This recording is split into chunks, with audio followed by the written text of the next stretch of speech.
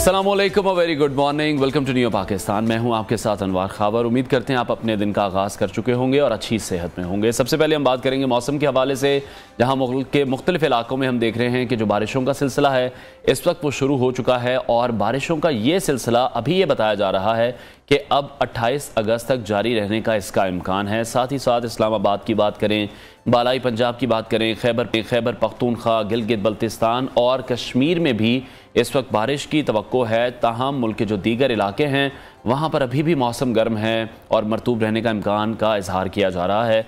इस्लामाबाद और रावलपिंडी में बारिश के बाद जो गर्मी का जोर है वो तो टूटा था, शहरियों को थोड़ा सा रिलीफ तो मिला है, लेकिन जो मूसलाधार बारिश के बायस हम देखते हैं कि बार बार हमें जिस मसले का सामना करना पड़ता है वो ये है कि जो नशेबी इलाके हैं वो ज़ेरे आब आ जाते हैं, जिसकी वजह से फिर बहुत सी मुश्किलात का सामना भी लोगों को करना पड़ता है। लाहौर की अगर हम बात करें तो लाहौर शहर में भी बारिश हुई, जिससे मौसम की सूरत हाल में कुछ बेहतरी तो हुई है, लेकिन वो जो एक हब्स की कैफियत है और एक शिद्दत है वो अभी भी बरकरार है। घुटन में इजाफा हुआ है जिससे शहरी हमें निढाल दिखाई देते हैं। तो महकमा मौसमियात की जानिब से ये बताया गया है कि लाहौर में आइंदा हफ्ते भी मौसम गर्म रहने का ही इम्कान है।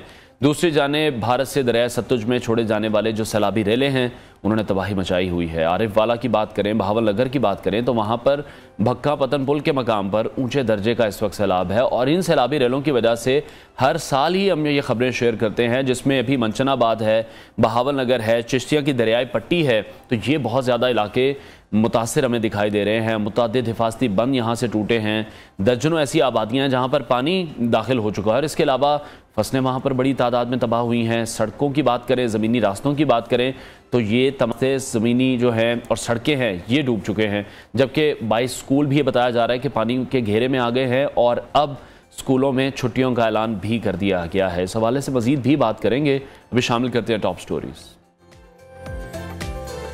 सदर मुमलिकत और इलेक्शन कमीशन आमने सामने,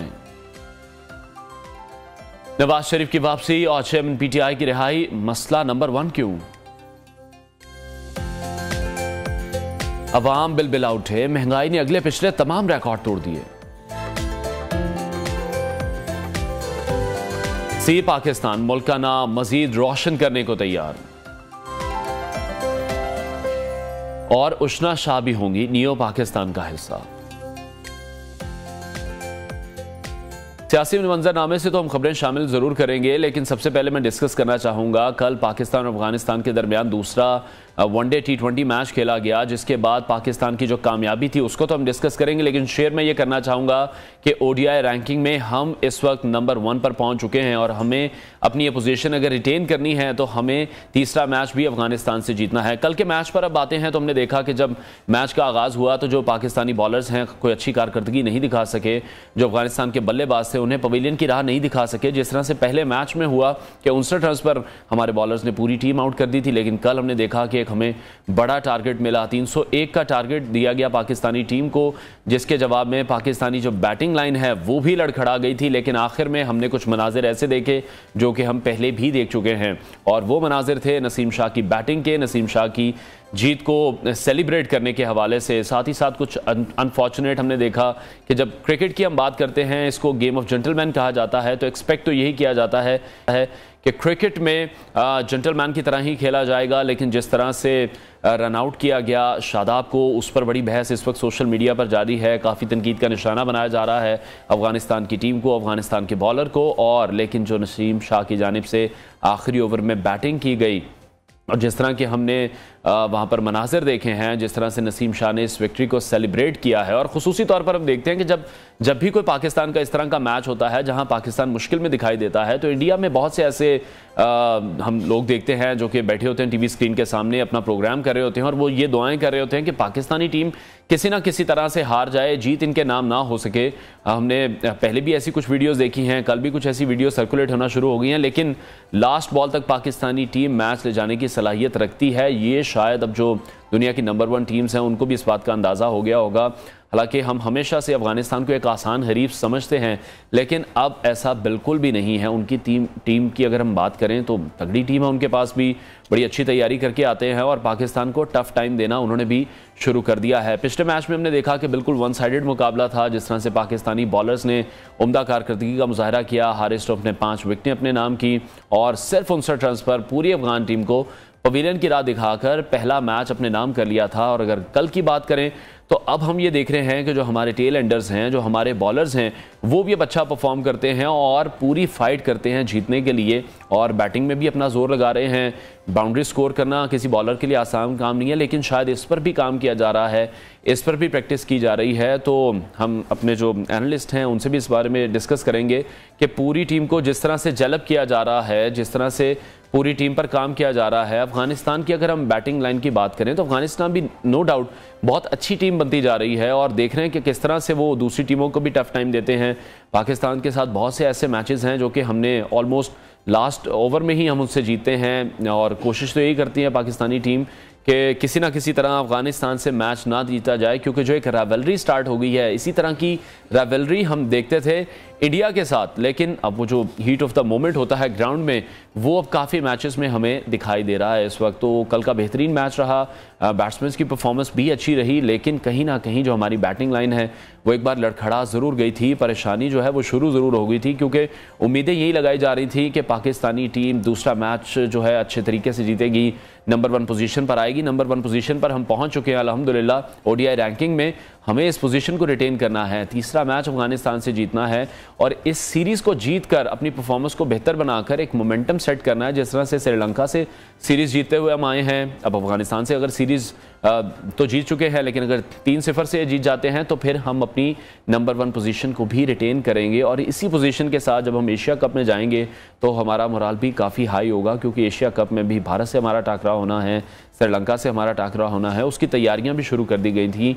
टीम की अगर हम बात करें हैं, एक जेलप स्क्वाड तो हमें नज़र आ रहा है। जो हमारे बॉलर्स हैं, शाहीन शाह अफरीदी हैं, हारिस रऊफ हैं, नसीम शाह हैं, एक बड़ा ही ज़बरदस्त पेसर अटैक हम देख रहे हैं। बल्कि जब हम कल अपने शो में बात कर रहे थे तो हम एक कंपैरिजन कर रहे थे कि जैसे वसीम अकरम के दौर में देखते थे, वकार यूनुस के दौर में देखते थे, शुएब अख्तर को हम देखते थे कि इस तरह की लीथल बॉलिंग होती थी और जो तीनों बॉलर्स हैं वो विकेट टेकर से एक दूसरे को सपोर्ट करते नजर नहीं आते थे। तो बहुत देर बाद हम देखें कि एक ऐसा कम्बिनेशन बना है जहां पर शाहीन की अपनी परफॉर्मेंस है, हारिस रऊफ विकेटें लेते हैं, नसीम शाह बड़ी ज़बरदस्त नपी तोली बॉलिंग करते हमें दिखाई देते हैं और टीम को जितवाने में अहम किरदार अदा करते हैं, चाहे वो बॉलिंग में क्यों हो या फिर वो बैटिंग में हो। और आखिरी ओवर जितने प्रेशर में उन्होंने पाकिस्तान को ये मैचेस जितवाए हैं, जिस तरह से कल अफगानिस्तान से जीते हैं और पहले भी हमने देखा जिस तरह से उन्होंने अफगानिस्तान से आखिरी ओवर में 2 छक्के लगाकर पाकिस्तानी टीम को फतह दिलाई थी और जिस तरह से वो विक्ट्री को सेलिब्रेट करते हैं, तो ये मनाजिर नियो की स्क्रीन पर आप देख रहे हैं, ये वही मनाजिर हैं जो हमने कुछ माह पहले भी देखे थे जब पाकिस्तानी टीम ने अफगानिस्तान को हराया था। सोशल मीडिया पर बहुत तारीफ़ की जा रही है नसीम शाह की, उनकी बॉलिंग के तो सब फ़ैन हैं ही। जैसा कि हमने देखा कि पीछे जितने भी मैचेस हुए हैं, नसीम शाह के बॉलिंग जो है वो बड़ी ही वर्ल्ड क्लास किस्म की बॉलिंग जा रही है। सिर्फ यही नहीं कि पाकिस्तान में जो तजियाकार मौजूद हैं, क्रिकेटर्स मौजूद हैं, वो नसीम की तारीफ़ करें हैं, बल्कि हम अक्रॉस दी बॉर्डर भी देखते हैं कि वहाँ पर जो प्रोग्राम्स होते हैं, स्पेशली मैं नाम लेना चाहूँगा विक्रांत गुप्ता, वहाँ के बड़े सीनियर स्पोर्ट्स एनालिस्ट हैं, वो बार बार जिक्र करते हैं नसीम शाह की बॉलिंग को लेकर और अपनी ही टीम को तनकीद करते दिखाई देते हैं कि इंडिया की जो टीम है वो शायद उस तरह से काम नहीं कर सकी, अपना एक पेसर अटैक उस तरह से डेवलप नहीं कर सकी जितना आज पाकिस्तान सक्सेसफुल है। तो मैच को चलकर आगे भी डिस्कस करेंगे। अब चलते हैं कुछ सियासी खबरों की तरफ, जहां वापसी हम देखते हैं कि आज भी एक ऐसा सवाल है जिसका जवाब सिर्फ और सिर्फ मियां नवाज शरीफ के पास ही है और वो अभी ये जवाब किसी को नहीं बता रहे कि कब वो पाकिस्तान पहुंचेंगे। तो साबिक वजीर आजम की वतन वापसी के बारे में हमेशा हम देखते हैं खबरें गर्म होती हैं। 2 साल से हम देख रहे हैं कि उनके आने की बात हो रही है, लेकिन फिर ये खबरें दम तोड़ जाती हैं। अब नवाज शरीफ की वापसी का जो फैसला है वो एक बार फिर से सुनने में आ रहा है कि वो मौखिर हो गया है, क्योंकि शहबाज शरीफ लंदन में मौजूद थे, नवाज शरीफ के साथ उनकी बड़ी तवील मुलाकात हुई। इत्तलात यही मौसूल हो रही हैं कि अभी उनकी जो वापसी का फैसला है वो मौखिर हो चुका है। उधर सदर पाकिस्तान आरिफ अलवी ऐवान सदर में मसरूफ़ दिन गुजार रहे हैं। ये मामला एक ट्वीट से शुरू हुआ और अब हम देख रहे हैं कि इलेक्शन कमीशन और आम इंतखाबात की तरफ ये मामला मोड़ दिया गया है, लेकिन हम मामलात को काफ़ी उलझता हुआ महसूस कर रहे हैं। जहाँ chief election commissioner Sikandar Sultan Raja ने आम इंतखाबात की तारीख से मुतल्लिक सदर मुमलिकत के ख़त का जवाब देते हुए उनसे मुलाकात से इनकार कर दिया है। तो चीफ इलेक्शन कमिश्नर ने जवाबी खत में लिखा है कि कौमी असम्बली आइन के आर्टिकल 58(1) के तहत वज़ीर आज़म की सिफारिश पर सदर ने 9 अगस्त को असम्बली तहलील की। अब इलेक्शन एक्ट की सेक्शन 57 में जो 26 जून को तरमीम कर दी गई है, इस तरमीम के बाद, इस तरमीम से कबल सदर इलेक्शन की तारीख के लिए कमीशन से मुशावरत करते थे, लेकिन अब सेक्शन 57 में जब से तरमीम की गई है, इलेक्शन कमीशन को तारीख या तारीखें देने का इख्तियार है। और अब इस बात पर इस खत में जो जवाब दिया गया है, ऐवान सदर की जानिब से चीफ इलेक्शन कमिश्नर के खत पर वजारत कानून से राय भी तलब की गई है। और इसके अलावा अमरीकी सफ़ीर की मुलाकात हुई चीफ इलेक्शन कमिश्नर से, जिसमें उन्होंने कहा है कि इंतखाबात के हवाले से अमरीका उन्हें पूरी अपनी जो हिमायत है उसकी यकीन दहानी करवाता है। दूसरी जानिब अटक जेल में कैद चेयरमैन PTI का केस सुप्रीम कोर्ट और इस्लामाबाद हाई कोर्ट में सुना जा रहा है। चेयरमैन PTI के वकला का यह मौक़िफ़ है कि ट्रायल कोर्ट के फैसले से चेयरमैन PTI के आइनी हुकूक मुतासिर हुए हैं। Chief justice Islamabad high court ने रिमार्क्स दी और कहा कि सज़ा मौतली की दरख्वास्त पर अदालत मेरिट्स पर गहराई में नहीं जाएगी। ये सवालात तो आएंगे कि मुलजिम को हक़ दिफा ही नहीं दिया गया। साथ ये भी कहा गया कि कम दौरानिए की सज़ा बगैर नोटिस के मुअत्तल भी की जा सकती है। दूसरी जानिब सुप्रीम कोर्ट ने चेयरमैन पाकिस्तान तहरीक इंसाफ की जो तोशाखाना केस में सज़ा है, उसके खिलाफ दरख्वास्त पर समाअत इस्लामाबाद हाई कोर्ट के हुक्म तक मुलतवी कर दी है। इसके अलावा सुप्रीम कोर्ट ने वकील अब्दुल रज़ाक शर कत्ल केस में चेयरमैन PTI को गिरफ्तार ना करने का जो हुक्म है उसको भी बरकरार रखा है। 9 मई के हवाले से अगर हम बात करें तो पुलिस को 9 मई को जलाओ घिराव के केसेस में चेयरमैन PTI को 6 मुकदमात में शामिल तफ्तीश करने की इजाज़त भी मिल गई है। इसके साथ साथ मुस्लिम लीग नून की जानिब से तनकीद का सिलसिला भी जारी है। जब चीफ जस्टिस उमर अता बंदियाल की जानिब से रिमार्क सामने आए थे पाकिस्तान तहरीक इंसाफ के चेयरमैन की गिरफ्तारी से मुताल्लिक, उनकी कैद से मुताल्लिक, तो उसके बाद हमने देखा कि मरीम नवाज़ ने भी उस पर तनकीद की, नवाज शरीफ साहब ने भी उस पर तनकीद की। और अब मुस्लिम लीग नून के रहनुमा अता तारड़ का ये कहना है कि सुप्रीम कोर्ट को इस स्टेज पर तोशाखाना केस में मुदाखलत नहीं करनी चाहिए थी। और चीफ जस्टिस पाकिस्तान जो हैं वो चेयरमैन PTI से उनका कितना लगाव है, ये उनके रिमार्क्स में हमें नज़र आ रहा है। माहिर कानून आरिफ चौधरी साहब ने हमें ज्वाइन किया, उनसे इस हवाले से मजीद बात करेंगे। आरिफ साहब, आपके वक्त के लिए इलेक्शन एक्ट की सेक्शन 57 में जो हम देख रहे हैं 26 जून को तरमीम हुई है, उसके बाद क्या इलेक्शन कमीशन सदर से मशवरे का पाबंद नहीं है? देखिए, ये जो तरमीम है ये इलेक्शन एक्ट में हुई है। बुनियादी तौर पर जो कॉन्स्टिट्यूशन है वो अभी तक उसी तरह मौजूद है और उसमें 48 क्लास 5 जो है वो सदर को इख्तियार देती है कि इलेक्शन की डेट सदर देंगे। और इलेक्शन कमीशन जो है वो पाबंद है सदर के मशवरे का, सदर से बात करने का। ये सारी सिलसिला यानी जो हमें नजर आ रहा है ये बिल्कुल आइन से इनहराफ है और आइन की खिलाफ वर्जी है। और चीफ इलेक्शन कमिश्नर जो है उन्होंने अब तक जो रवैया इख्तियार किया है वो आइन से मुतसादम है और वो एक खास सियासी गिरोह को उनके एजेंडे को प्रमोट कर रहे हैं। और यही बात उन्होंने उस वक्त भी की थी जब ये सिलसिला शुरू हुआ था और ये सुप्रीम कोर्ट इंटरेस्टेड थी कि वो इलेक्शन करवा दे। और चीफ इलेक्शन कमिश्नर से जब पूछा गया तो उन्होंने कहा जी कि अभी तो 6-7 माह हमें लगेंगे सेंसस कराने में और उसके बाद हल्का बंदियां होंगी। और वो 6-7 माह भी गुजर गए और उसमें भी उन्होंने कुछ नहीं किया। और फिर उसके बाद जब ये 2 सूबाई असम्बलियां टूटी तो उनके मामले में भी जो रवैया सुप्रीम कोर्ट में और हर जगह नजर आया चीफ इलेक्शन कमिश्नर का वो यही था कि वो इलेक्शन नहीं उन्होंने करवाए। और अब भी वो बिल्कुल सही हम आइन की खिलाफ वर्जी कर रहे हैं। उन्हें बिल्कुल इख्तियार नहीं है कि वो सदर मुमलिकत से मशवरा करें या सदर मुमलिकत के बुलाने के बाद वो वहां ना जाए। और वो अब ये इलेक्शन को बिल्कुल इस तरह किया जा रहा है कि यानी एक तरफ आपने केस टेकर सेटअप बना दिया है और केस टेकर सेटअप का कॉन्सेप्ट ही ये है कि वो इलेक्शन कराने के लिए आता है। कभी ऐसा नहीं हुआ कि आप इलेक्शन की डेट अनाउंस ना करें और केस टेकर सेटअप को इंस्टॉल करके लामुतनाही सिलसिला जो है वो जारी कर दें और उसे इसी तरह चलाएं कारोबार। ठीक है, तो आरिफ साहब इसको क्लियर कीजिएगा जरा कि क्या जो ये कानूनी पेचीदगियां अब हम देख रहे हैं कि अगर सदर साहब खुद असेंबली तहलील करते हैं तो फिर तारीख भी वही देंगे और अगर वजीर आजम के मशवरे पर असेंबली तहलील की जाती है तो फिर ये इख्तियार इलेक्शन कमीशन के पास चला जाता है। इसको बस बेचारों आप क्लियर कर दें। नहीं, नहीं, ऐसा नहीं है। मैं आपको करूं कि सदर मुमलिकत जो कुछ भी करते हैं वो वजीर आजम के मशवरे पे करते हैं, और उन्होंने वजीर आजम के मशवरे पर असेंबली जो थी वो डिसॉल्व की, सदर मुमलिकत ने की। तो उसके बाद सदर मुमलिकत ही है जो है, उन्होंने उसी आर्टिकल यानी जिसके तहत उन्होंने असेंबली डिसॉल्व किया, उसी में फिर आगे उनको ये इख्तियार है कि वो साथ ही डेट देंगे इलेक्शन की।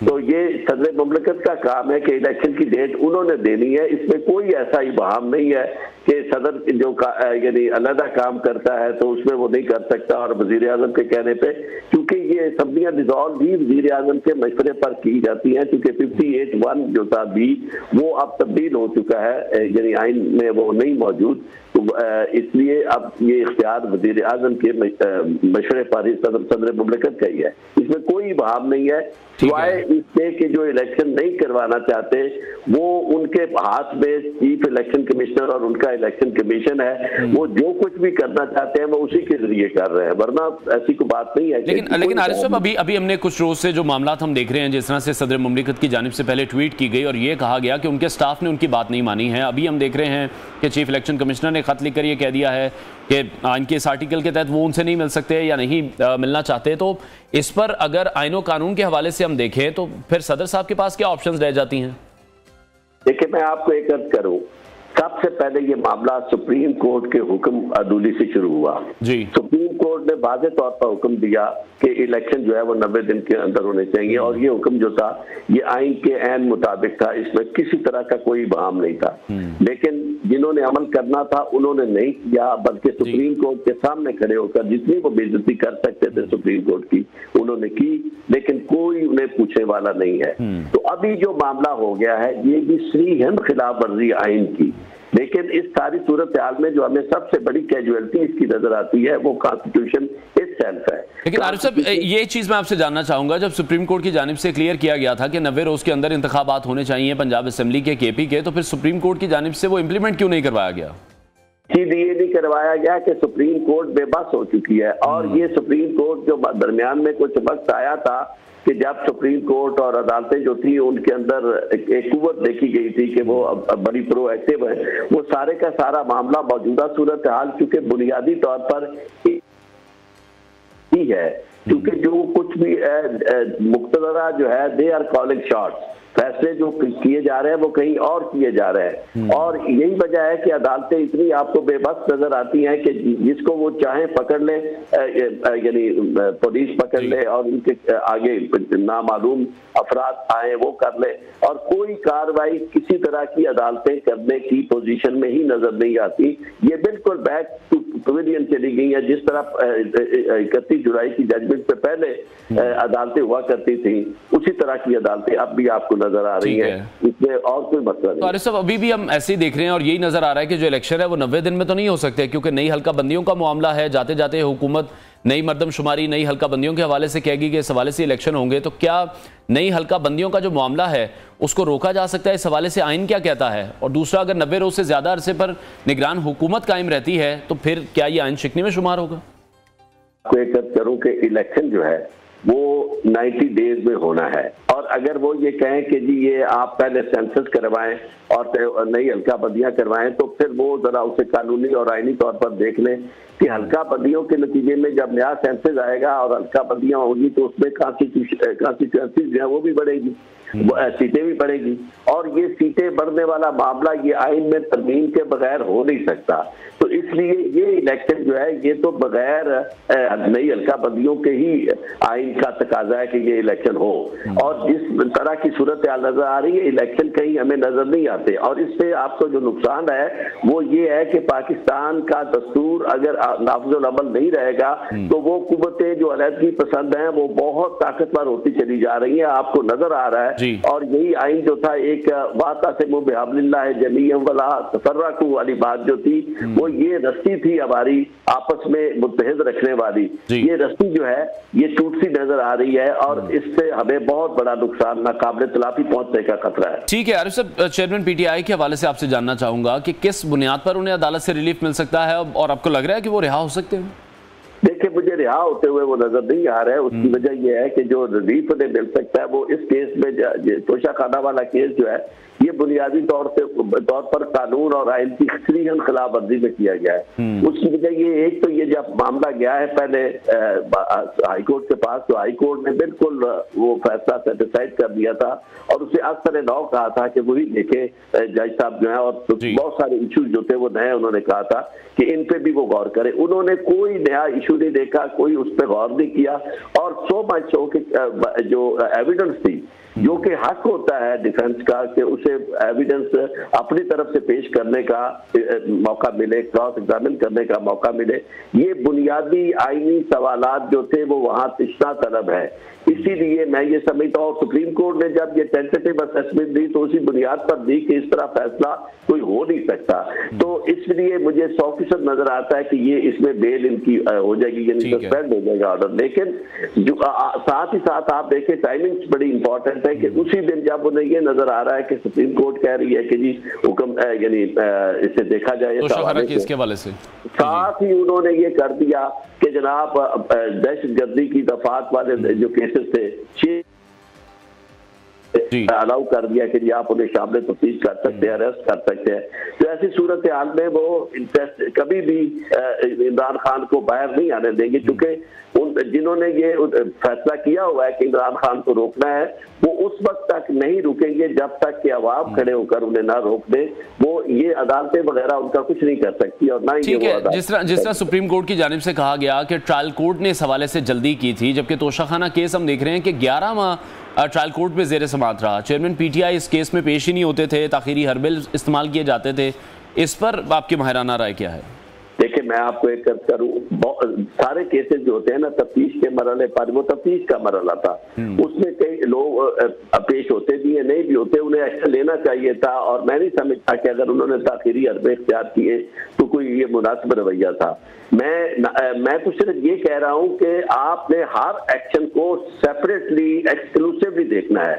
ये मामला जो अदालत में गया, यहाँ अदालत को चाहिए था कि वो कानून के तमाम तकाजे पूरे करती, चाहे जिस तरह की भी सूरत हाल थी, वो मारूजी हालात को सामने रखने की बजाय केस के फैक्ट्स को और लॉ को सामने रखते हुए फैसला करती।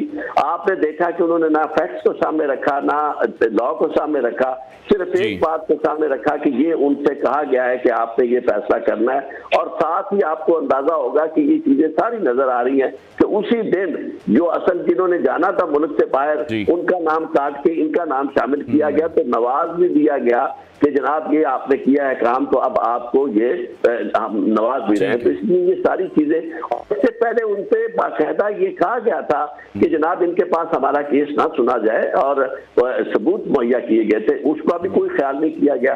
तो ये बिल्कुल ऐसी बात है कि इसमें तो उन्हें रिलीफ मिलता हुआ मुझे नजर आ रहा है। लेकिन बाकी ओवरऑल चीजें जो है वो उनके हक में उस वक्त तक नहीं हो सकती जब तक कि कोई बहुत ताकतवर अवामी तहरीक वो ना आए। ठीक है, बहुत शुक्रिया। माहिर कानून आरिफ चौधरी हमारे साथ इन कॉन्वर्सेशन थे। और अब आगे बढ़ते हैं, खबर आपके साथ शेयर करेंगे कराची से, जहां अबुल हसन अस्फानी रोड पर गाड़ी पर फायरिंग का ये वाकया पेश आया है। इसकी मजीद इत्तलात भी आपके साथ शेयर करेंगे। कराची से आपको रिपोर्ट कर रहे हैं, अबुल हसन अस्फानी रोड पर गाड़ी पर फायरिंग का एक वाकया पेश आया है। फायरिंग के नतीजे में एक खातून समेत 2 अफराद के जान बहक होने की इत्तलात मौसूल हो रही हैं। जान बहक खातून और मर्द की लाशों को अस्पताल रवाना कर दिया गया है। हमारे कॉरेस्पॉन्डेंट बैशाह हमारे साथ मौजूद हैं, उनसे इस हवाले से मजीद बात भी करेंगे। कराची का इलाका है अबुल अस्फानी रोड, जहां पर गाड़ी पर फायरिंग की गई है। फायरिंग के नतीजे में एक खातून समेत 2 अफराद जान बहक हुए हैं। जान बहक खातून और मर्द की लाशों को अस्पताल इस वक्त रवाना कर दिया गया है। अफसोसनाक वाकया पेश आया कराची के इलाके अबुल हसन अस्फानी रोड पर, जहां पर गाड़ी पर फायरिंग की गई, और इस फायरिंग के नतीजे में एक खातून समेत 2 अफराद जान बहक हो चुके हैं। जान बहक खातून और मर्द की लाशों को इस वक्त अस्पताल रवाना कर दिया गया है। न्यू की स्क्रीन पर आप कुछ तस्वीर भी इस वक्त मुलाहिजा कर रहे हैं, जिसमें हम देख सकते हैं कि इस गाड़ी पर गोलियों के निशानात यहाँ पर मौजूद हैं। कराची का इलाका है अबुल हसन अस्फानी रोड। फायरिंग के नतीजे में एक खातून समेत 2 अफराद जान बहक हुए हैं। ब्रेक लेते हैं, ब्रेक के बाद आपको दोबारा ज्वाइन करेंगे, साथ रहिए।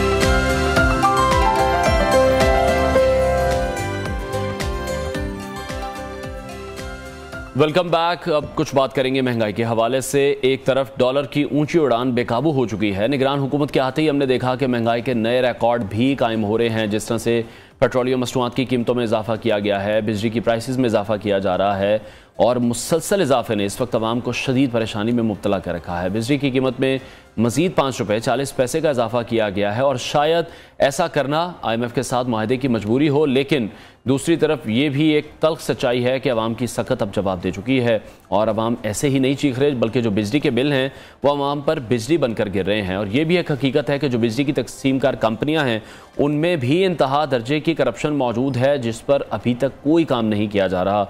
लाइन लॉसेस पूरे करने के लिए ओवर बिलिंग कोई राज नहीं है। एक आम आदमी की अगर हम आमदन की बात करते हैं तो उसकी आमदन इतनी नहीं है जितना उसे बिल आ रहा है। ऐसे हालात में किचन कैसे चलेगा, इस पर हम बात करेंगे। मुख्तलिफ शहरों में हमारे नुमाइंदगान मौजूद हैं, अवाम उनके साथ हैं। अवाम हुक्मरानों को दुहाइयाँ देते नज़र आ रहे हैं, लेकिन अब देखना यह है कि जो हुक्मरानों के बंद कान हैं, क्या आवाम की आवाज़ें उन तक पहुँचती हैं। सबसे पहले हम रुख करेंगे लाहौर का। हमारे नुमाइंदे अदनान अजीज़ ने हमें ज्वाइन किया है, उनसे इस हवाले से मज़ीद बात करेंगे। अदनान, बताइएगा, बिजली महंगी होने से अवाम के अभी क्या तासुरात आप देख रहे हैं, वो क्या कह रहे हैं? जैसा कि अभी भी मैं देख रहा हूँ आपके साथ काफ़ी लोग इस वक्त खड़े हैं, लेस्को के दफ्तर के बाहर आप मौजूद हैं। देखिए अनवार, क्योंकि जो लेस्को वाले हैं ना, इस वक्त में जो लेस्को की जो कंपनी है वो सार्फिन को दोनों हाथों से लूट रही है। क्योंकि एक तो अवाम महंगाई से परेशान है, दूसरी जो बात है वो बिजली महंगी हो रही है, और तीसरी जो सबसे जो अहम बात है वो ओवर बिलिंग है। यानी कि हमने तो ये सुना था कि जो जनरल बैजेस हैं, यानी कि जो घरेलू कनेक्शन है उस पर ओवर बिलिंग नहीं होती, लेकिन मैं इस वक्त जो कोर्ट लखपत डिवीजन में मौजूद हूँ, यहाँ पे जो सार्फिन की बड़ी तादाद यहाँ पे जमा है। उनका ये कहना है कि लेस्को की चालाकी यहाँ पे ये भी देखने में आ रही है कि सुबह फजर के जो बिल है जिनकी आज लास्ट डेट है वो घरों में डिलीवर कर दिए गए और उसमें जनरल बैजेस पे 100 यूनिट एक्स्ट्रा डाले गए हैं। सार्फिन यहाँ पे काफ़ी काफ़ी गुस्से का इजहार भी कर रहे हैं। उनका ये कहना है कि घरेलू सार्फिन पे तो ओवर बिलिंग वैसे बनती नहीं है, लेकिन सुबह हम यहाँ पे 7 बजे के आए हैं और 7 बजे के यहाँ पे दफातर में भी कोई भी बंदा मौजूद नहीं है। सार्फिन ने बाकायदा अपने हाथों में बिल भी उठा रखे हैं। उनका ये कहना है कि बिल पे बाकायदा जो है वो ओवर बिलिंग भी है और बिल ठीक करवाने के लिए यहाँ पे मौजूद भी है, लेकिन यहाँ पे अमला मौजूद नहीं है। एक तो अवाम महंगाई से परेशान है, दूसरा बिल्कुल हम जानते हैं कि अवाम महंगाई से बहुत ज्यादा परेशान है, लेकिन एक मसला जो हम देख रहे हैं सोशल मीडिया पर भी उसको काफी पॉइंट आउट किया गया है। हमने भी अपने प्रोग्राम में बात की कि जो मीटर रीडर हैं वो लेट रीडिंग लेने क्यों आ रहे हैं? क्या इसकी वजह ये तो नहीं है कि अवाम के ज्यादा यूनिट सर्व होंगे और ज्यादा उन पर टैक्सेस फिर इस हवाले से पड़ जाते हैं? हाँ बिल्कुल, मैं अब उसी बात की तरफ आ रहा हूँ। जैसा कि आपको याद होगा कि लेस्को ने एक स्नैप रीडिंग मुतारफ कराई थी कि किसी किस्म की ओवर बिलिंग ना हो, लेकिन ये तो स्नैप रीडिंग को भी काट गए हैं, उन पे भी ओवर बिलिंग की जा रही है। लेट रीडिंग इसलिए की जाती है क्योंकि जैसा कि आज आखिरी तारीख है, आज सार्फिन क्योंकि जो मुतवस्सित तबके का लोग हैं उनको सबसे ज़्यादा डर यही रहता है कि कहीं हमारी बिजली ना कट जाए। आज आखिरी तारीख, सुबह के वक्त बिल रिवर किए और सार्फिन को कहा जी बिल जमा करवाए नहीं तो आपके कनेक्शन काट देंगे। अब सार्फिन जैसा कि पहले ही परेशान है महंगाई से, वो दफातर के बाहर मौजूद है। अभी उनसे आप बात भी कर लेते हैं क्योंकि सार्फिन का क्या कहना है। उनका ये कहना है कि वो इसलिए उन्होंने लेट हम तो ये चाहेंगे कि हम डायरेक्टली अवाम की जो आवाज़ है वो हम हुक्मरानों तक पहुंचाएं, तो मैं चाहूंगा कि आप अवाम से बात करें। बिल्कुल। अच्छा जी, आप बताइएगा कि ओवर बिलिंग आपके कितने यूनिट एक्स्ट्रा डालेगी? कब से यहाँ पे खड़े हैं आप? भाईजान सुबह 8 बजे का यहाँ खड़े हुए हैं। मेरे 1 मीटर में तकरीबन 80 यूनिट ज़्यादा डाला गया है, दूसरे में 40 यूनिट ज़्यादा डले हैं, तो 200 से इन्होंने क्रॉस करवाया है। सुबह से खड़े हुए हैं, अभी 9:30 बज गए हैं, अभी तक ताले बंद है, कोई अमला नहीं है। कुछ बैठे हुए थे तो मीडिया को देख के लॉक लगा के दौड़ गए हैं। 2-3 लड़के बैठे हुए थे, मीडिया को देख के दौड़ गए हैं। खुदारा अवाम पे रहम करें, खुदारा हुक्मरानों को भी होश के नाखून लेने चाहिए, इस गरीब अवाम पे तरस खाना चाहिए। और वापडा वाले तो इंतहा से ज़्यादा जुल्म कर रहे हैं गुरबा के साथ, खुद बिजलियाँ चोरी करवाते हैं और गरीबों के साथ ये जुल्म करते हैं, ओवर बिलिंग करते हैं। शिकायत नहीं की कि आपके 100 यूनिट एक्स्ट्रा जो घरेलू कनेक्शन है उस पर? भाई वो किए हैं, अब सुबह के इधर आके खड़े हुए हैं, कोई सुनने वाला ही नहीं है। एक्सीएन साहब को कॉल की है तो मैं जी सर्कल बैठा हुआ हूँ, आरओ साहब से कॉल की है, मैं सर्कल बैठा हुआ हूँ, सिर्फ मीडिया के डर से इधर ऑफिस में ही नहीं आ रहे। यहाँ पे जो मर्द हजरात नहीं है, हमारी जो माएँ बहनें हैं, जो खवातीन की बड़ी तादाद यहाँ पे मौजूद है, मैं उनसे गुजारिश करूँगा कि वो भी बात करें। इधर आइएगा बहन मेरी, अच्छा, आपके ये देखें, इनका जो बिल है तकरीबन इस पे जो स्नैप रीडिंग के मुताबिक इस पे भी तकरीबन 150 यूनिट एक्स्ट्रा डाला हुआ है। इनसे बात करते हैं, आप बताइएगा क्या कहेंगे? ये हर माह मुझे 15,000 से कम बिल नहीं आता। इस महीने मुझे 36,000 बिल डाला। बेवा औरत हूँ, मेरे पास कोई वसाइल नहीं है, मैं कहाँ से बिल इतना पे करूँ? मुझे नहीं चाहिए ऐसी बिजली। खुदा हम पे रहम करें। हम तो अपनी रोटी नहीं कमा के खा सकते, घरों में सारा दिन घर मेरा बंद रहता है। मैं सारा दिन काम पे जाती हूँ, सुबह से जाती हूँ रात को आती हूँ, बंद घर का मुझे इतना बिल आता है। 15,000 से कम बिल नहीं आता मुझे। मैंने पिछले महीने नहीं पे किया, मुझे 17,000 बिल दिया इन्होंने, आज तक 36,000 बिल। ये जनरल बैजेस हैं, ये घरेलू बैजेस हैं जो लेस्को हुकाम ये दावा करते हैं। ये हमारी जो बहन है वो रो रही है इस वक्त। ये लम्हा फिक्री है इनके लिए कि ये घरेलू बैजेस पे तकरीबन 150-200 यूनिट एक्स्ट्रा डाले हैं। ये स्नैप रीडिंग भी है। तो इनके देखें ये जज्बात आपके सामने है, गुस्से का इजहार कर रहे हैं। काफ़ी ज़्यादा लोग यहाँ पे मौजूद हैं। तो आप गए थे अब लेस्को के दफातर? अभी तो आए हैं जी, आप गए थे दफातर, क्या कहते हैं? अभी आई हूँ इधर लेके, बिल अभी लेके आई हूँ मैं, अभी इधर दफ्तर आई हूँ। क्या करते हैं मेरे साथ मुझे नहीं पता। जी यही तो इन्होंने करना क्या है, इन्होंने यही के बिल जो मैनुअल बना कर देंगे, क्योंकि यहाँ पे अनवार इनका ये कहना है कि यहाँ पे जो बेवा खवातीन है उसमें काफ़ी ज़्यादा जो लोग शामिल हैं। सर आपका कितने यूनिट एक्स्ट्रा डाले गए हैं आप बताइएगा? आप क्यों, मेरा ख्याल आप तो तैयारी भी कर रहे हैं अपने ऑफिस जाने की। ठीक है, अदनान हमारे साथ ही मौजूद रहेगा। जिस तरह की हम देख रहे हैं कि बहुत ही मुश्किल सूरत हाल है इस वक्त वहाँ पर। एक बेवा खातून वहाँ पर मौजूद हैं और उनका ये कहना था कि हमेशा उन्हें 15,000 के करीब बिल आ रहा था, लेकिन अब उन्हें 36,000 रुपये बिल आ रहा है। और ये मनाजिर इंतहाई दर्दनाक हैं कि वहाँ पर रोते हुए इस वक्त मौजूद हैं। शायद हुक्मरानों को ये मनाजिर देखकर ही शर्म आ जाए। कराची का रुख करते हैं, सुमैया हमारी कॉरेस्पॉन्डेंट वहाँ हमारे साथ मौजूद हैं। सुमैया बताएगा क्या हालात हैं, कराची की आवाम क्या कहती है? जो हम देख रहे हैं कि आए रोज टैरिफ में तब्दीली की जाती है, बिजली के बिल बढ़ जाते हैं और ओवर बिलिंग की जा रही है। जी बिल्कुल, महंगाई और बिजली के बिलों में बेतहाशा इजाफे से शहरी, ताजिर, आजिर, कारोबारी हजरात और रोज़ाना की उजरत कमाने वाले लोग, सब लोग जो हैं बढ़ते बिलों से परेशान हैं। मैं इस वक्त कराची का मौशी हब सदर में मौजूद हूँ और मेरे साथ रोज़ाना की उजरत कमाने वाले शहरी भी मौजूद हैं और कारोबारी हजरात भी मौजूद हैं। हम उनसे ये जानेंगे कि ये जो रोज़ बरोज़ बिजली के बिल जो है बढ़ रहे हैं, बिजली महंगी हो रही है, लेकिन बिजली मैसर नहीं है तो उनके कारोबार पर कितना फ़र्क पड़ रहा है? कारोबार में बहुत फ़र्क पड़ रहा है जी। क्या नाम है, इतनी महंगाई हो गई है, इतने लोग परेशान हैं। रोज़ कमाने वाले वो तो बेइंतहा परेशान हैं। वो बच्चों को दें या घर का किराया दें या अपना खाएं। बिजली के बिल जो 5,000 का था वो 10,000 का आ रहा है, जो 10,000 का था वो 15-20 हज़ार के आ रहे हैं। और आज भी अखबार में आया कि 5 रुपये और मज़ीद इन्होंने बढ़ा दिए। तो हुकूमत को चाहिए इस पर तवज्जो दे, लोगों को रिलीफ दे। लोग बेइंतहा परेशान हैं, उनको खाने के लिए उनको मतलब परेशानी हो रही है। महंगाई इतनी बढ़ चुकी है, हर तरफ महंगाई है, कारोबार हो नहीं रहा है। क्या नाम, सुबह से शाम तक बैठे रहते हैं। तो ये हुकूमत और टैक्स इतने बढ़ा दिए इन्होंने कि बिजली पे टैक्स के ज़्यादा, उसमें मतलब बिजली जल नहीं रही, ज़्यादा टैक्स इन्होंने लगा दिए। तो इसको कम किया जाए और लोगों को रिलीफ दिया जाए। लोग बहुत परेशान है। क्या नाम जी बिल्कुल, आप कैसे गुजर बसर करते हैं अपने महंगाई में? और बिजली इतनी महंगी हो गई, मैसर की नहीं है रोज़ाना का खर्च चलाना। मैं जो है ना इधर जो है ना बार्बर शॉप पे काम करता हूँ, वो अपना बार्बर शॉप पे काम करता हूँ, 1000 डेली विजिट पे हूँ। और आप बताएं, मेरे घर के 6 फर्द हैं, 2 बेटे 2 बेटियाँ और अपना क्या नाम मियाँ बीवी है। अभी शादी की है बेटे की, तो वो भी है। तो 1000 में किस तरीके से गुजारा होगा आप खुद ही। और ये रही बात बिजली की, बिजली बहुत महंगी हो गई है। कल जो थोड़ा सा रिलीफ के लिए हमारे दुआ ज्वेलर्स वाले जो है अयाज मेमन साहब, इन्होंने स्टॉल भी लगाया, इधर बोला भी ताजिरों को, लेकिन ये बस आवाम भी थोड़ी बहस हो गई है कि नहीं निकलती है। तो इनको निकलना चाहिए और अपना जो है ना महंगाई के लिए बोलना चाहिए। मैं इनसे सबसे यही गुजारिश है कि ये देखें, महंगाई को थोड़ा कंट्रोल करें और ये भत्ता माफिया ये जो चल रहा है इनको भी थोड़ा कंट्रोल करें। आसिम मुनीर साहब, चीफ जस्टिस साहब और काकड़ साहब, देखें आप निगरान बैठे हैं, लेकिन अल्लाह आपके अपने हिफ्ज़ अमान में रखे, लेकिन ख्याल करें, हम गरीब आवाम का बहुत ख्याल करें। जी बिल्कुल, शहरियों का कहना यही है कि बढ़ते हुए बिजली के बिल और महंगाई के बाइस हमारी क़ुव्वत ख़रीद कम हो गई है, जिसके बाइस हमारे कारोबार भी तबाह हो रहे हैं। और जो शहरी है, जो मुतवस्सित तबका है और जो मुतवस्सित तबके से भी जो गुर्बत, सतह गुर्बत से नीचे ज़िंदगी गुजारे, उनके घराने तो बिल्कुल तबाह हो गए। रोज़ाना की उजरत कमाने वालों को समझ नहीं आ रहा कि वो घर चलाएं। सुमैया, बहुत शुक्रिया आपका, कराची से आप हमें अपडेट कर रही थी। और लोगों का ये कहना था कि अगर 1000 रुपया हम डेली का कमा रहे हैं और हमें 30 से 40 हज़ार बिल आ रहा है, तो हम ग्रॉसरी करेंगे, हम बिल्स देंगे, हम बच्चों को स्कूल भेजेंगे, हम करेंगे तो आखिर करेंगे क्या? तो हुक्मरानों से ये सवाल है। चीफ जस्टिस से अपील करते लोग दिखाई दे रहे हैं, आर्मी चीफ से लोग अपील कर रहे हैं और इस वक्त निगरान वजीर आजम अनवारुल हक काकड़ से अपील कर रहे हैं। कोयटा वाले भी इस वक्त हम देख रहे हैं कि बिल लेकर खड़े हैं, लाइनों में लगे हुए हैं। हमारे कॉरेस्पॉन्डेंट हमाद अली वहां पर मौजूद हैं, उनसे इस हवाले से मजीद जानेंगे। हमाद बताएगा कोयटा के लोग क्या कहते हैं, क्योंकि अब हम आहिस्ता आहिस्ता देख रहे हैं कि लोग अपने बिल्स लेकर लेस्को के दफातर के बाहर मौजूद हैं। जितनी भी बिजली की तकसीमकार कंपनियां हैं उनके बाहर मुख्तलिफ शहरों में मौजूद हैं। तो क्या ऐसा लग रहा है कि अब आवाम का जो जमे गफीर है वो इकट्ठा होगा, आवाम इस महंगाई के खिलाफ, इस ओवर बिलिंग के खिलाफ बाहर निकलेगी?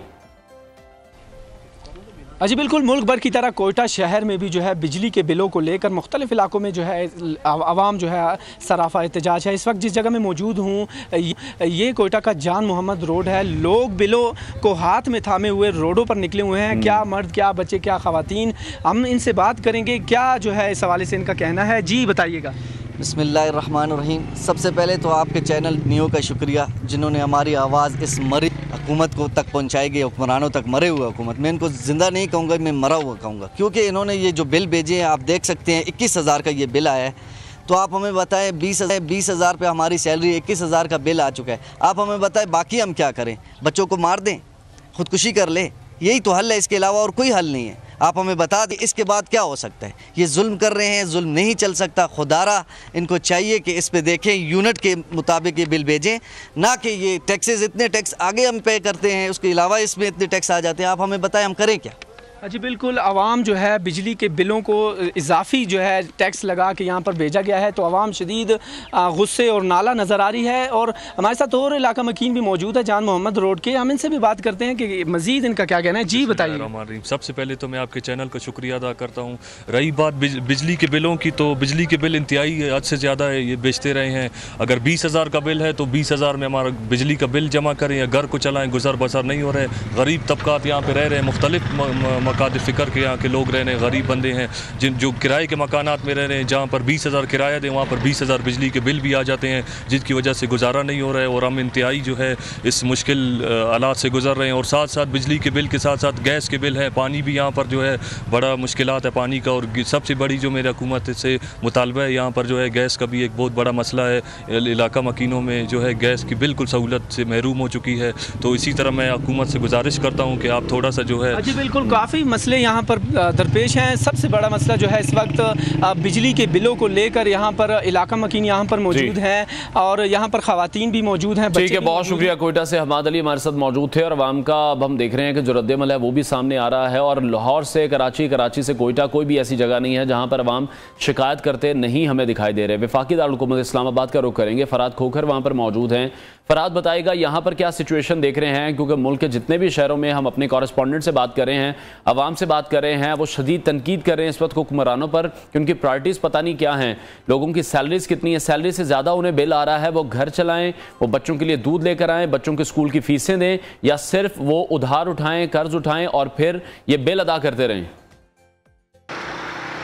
जी बिल्कुल, महंगाई की चक्की में पिसी हुई आवाम को नेपरा की जानब से एक और बिजली का झटका दे दिया गया है। नेपरा ने 5 रुपये 40 पैसे फी यूनिट बिजली में इजाफा कर दिया गया, जिसकी वजह से गरीब आवाम जो है वो उसकी परेशानी में और इजाफा हो गया है। इस्लामाबाद के ताजर जो हैं वो इस बात पे परेशान है कि दुकानों का बार जो है वो इतना चल नहीं रहा, जिसकी वजह से हमारे जो बिजली के बिल हैं वो इस कदर ज़्यादा हैं कि हमारे अखराजात भी पूरे नहीं हो रहे। कुछ दिन पहले जो है वो हुकूमत ने पेट्रोलियम मसनूआत में इजाफा कर दिया था, जिसकी वजह से तमाम अशिया की कीमतें जो हैं वो इतनी ज़्यादा बढ़ गई हैं कि गरीब आवाम का खाना पीना जो है वो भी मुश्किल हो गया है। उनका यही कहना है कि गरीब जाए तो कहाँ जाए, खाए तो क्या खाए। तो इसी तरह ट्रांसपोर्ट के जितने भी ट्रांसपोर्टर हैं उन्होंने किरायों की कीमत में जो है वो मसलसल जो है इजाफा कर दिया गया। अब बिजली के बिलों में इस कदर इजाफा कर दिया गया कि गरीब आवाम के लिए बिल अदा करना जो है वो इस कदर मुश्किल है कि वो कहते हैं कि हम खाएँ क्या और बिल क्या दें। अक्सर तो ये देखने में आ रहा है कि उन्होंने कहा कि हमारे जो बिजली के मीटर वो काट दिए जाएं। हम तो पुराने ज़माने में चले गए जहां पर लालटेन का से गुजारा किया जाता था। आज जो है वही दौर जो है दोबारा हुकूमत लेके आ रही है, ताकि जो गरीब आवाम है वो दोबारा लालटेन के दौर में चली जाए। बिजली के बिल जो हैं वो इस कदर ज़्यादा हैं कि वो अदा नहीं कर सकते हैं और उसको बिजली कटवाने पर जो है वो मजबूर हो चुके हैं।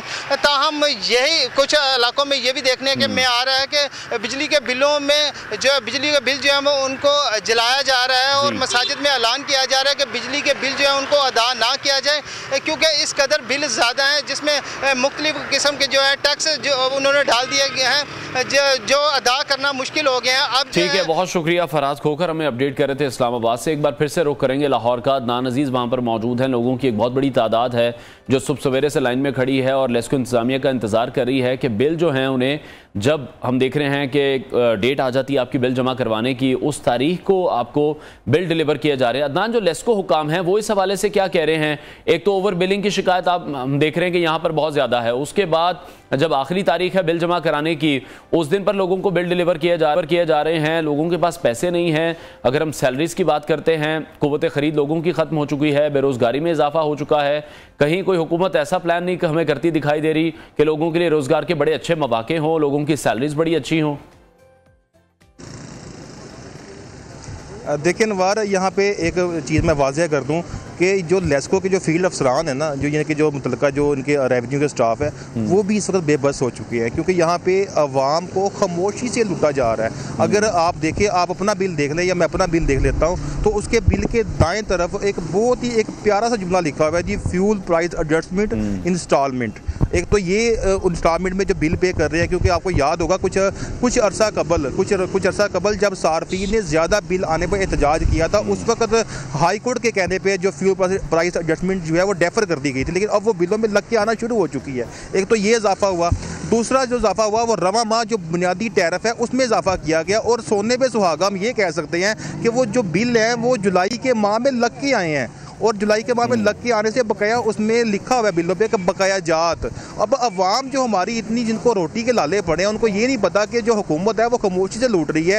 एक तो बकाया जात की मद में, एक दूसरा जो है वो FPA की मद में। और यहाँ पे जो अरस्तु बैठे हैं जो नेपरा के अंदर, उन्होंने ऐसी कमाल की यहाँ पे इनकी जो कहते हैं ना कि इन्होंने ऐसा सिस्टम बना दिया है कि एक मेरा बिल अब 200 यूनिट आया है, यानी कि मैं तो शामिल हो गया जो नॉन प्रोटेक्टेड कंज्यूमर है। मैं कह रहा हूँ जी मेरा बिल तो आया ये 1200 रुपया, अब जिसके साथ ही 201 यूनिट है उसका बिल आया 12,000 रुपया। अब उस जगह एक यूनिट के फर्क से इतना फर्क कैसे पड़ गया? और ये मैं जब नेपरा की जब मैं देख रहा था बैठ के, क्योंकि उसमें मैं खुद ये देख के हैरान हुआ कि उसमें ये देख सकते हैं कि जो बुनियादी टैरिफ है उसमें अगर जो एक सारिफ जो नॉन प्रोटेक्टेड कंज्यूमर है वो 200 यूनिट इस्तेमाल करता है, तो उनसे जो यूनिट का रेट लिया जा रहा है 22 रुपये।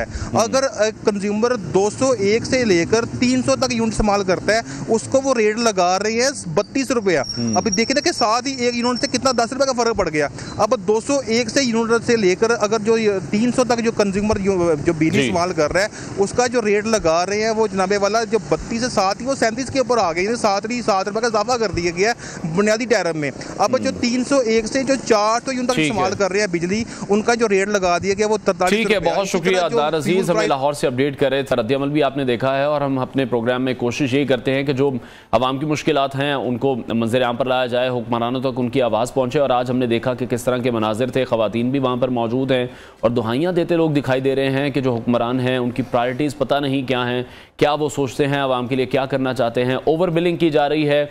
जब हम बात करते हैं कि महंगाई की, तो आए रोज़ जो बिजली के यूनिट की कीमतें हैं उसको बढ़ाया जाता है। 5 रुपये 40 पैसे का एक बार फिर से इजाफा कर दिया गया है, लेकिन शायद इस हुकूमत को ये नहीं समझ में आ रही कि लोगों की कुव्वत ख़रीद नहीं रह गई, बेरोज़गारी का उन्हें सामना करना पड़ रहा है। और जब हम बात करते हैं सैलरीज़ की, जो एक बुनियादी सैलरी अगर किसी की बात करते हैं तो 25 से 30 हज़ार सैलरी है, और 25 से 30 हज़ार 35 हज़ार वहाँ पर एक बेबा खातून मौजूद थी, उनको 36 हज़ार रुपये का बिल आया हुआ था और वो दुहाइयाँ दे रही थी, रोती भी हमें दिखाई दे रही थी। तो अब ये लम्हा फ़िक्रिया है हमारे हुक्मरानों के लिए कि अवाम का जो गम गुस्सा है वो बढ़ता जा रहा है। और जिस तरह से आज वो लेस्को दफातर के मौजूद हैं, तो कल को गवर्नर हाउस के बाहर, वज़ीर आज़म हाउस के बाहर भी अवाम मौजूद हो सकते हैं। ब्रेक लेते हैं, ब्रेक के बाद आपको दोबारा ज्वाइन करें।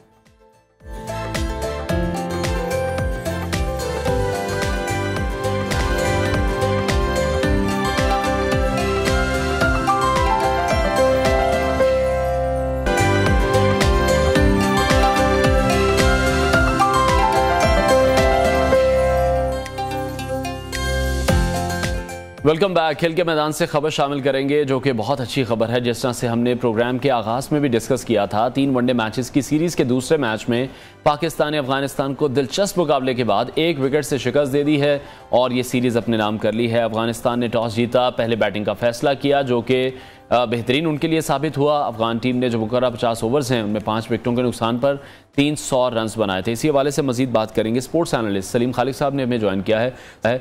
सलीम साहब, बहुत शुक्रिया आपके वक्त के लिए। अगर मैं ये कहूँ कि अफगानिस्तान से हमने ये मैच निकाला है तो ये गलत नहीं होगा। जिस तरह से परफॉर्मेंस पूरी टीम की तो रही, लेकिन नसीम शाह एक बार फिर से वही मनाजिर हमने देखे जो हमने लास्ट ईयर देखे एशिया कप में।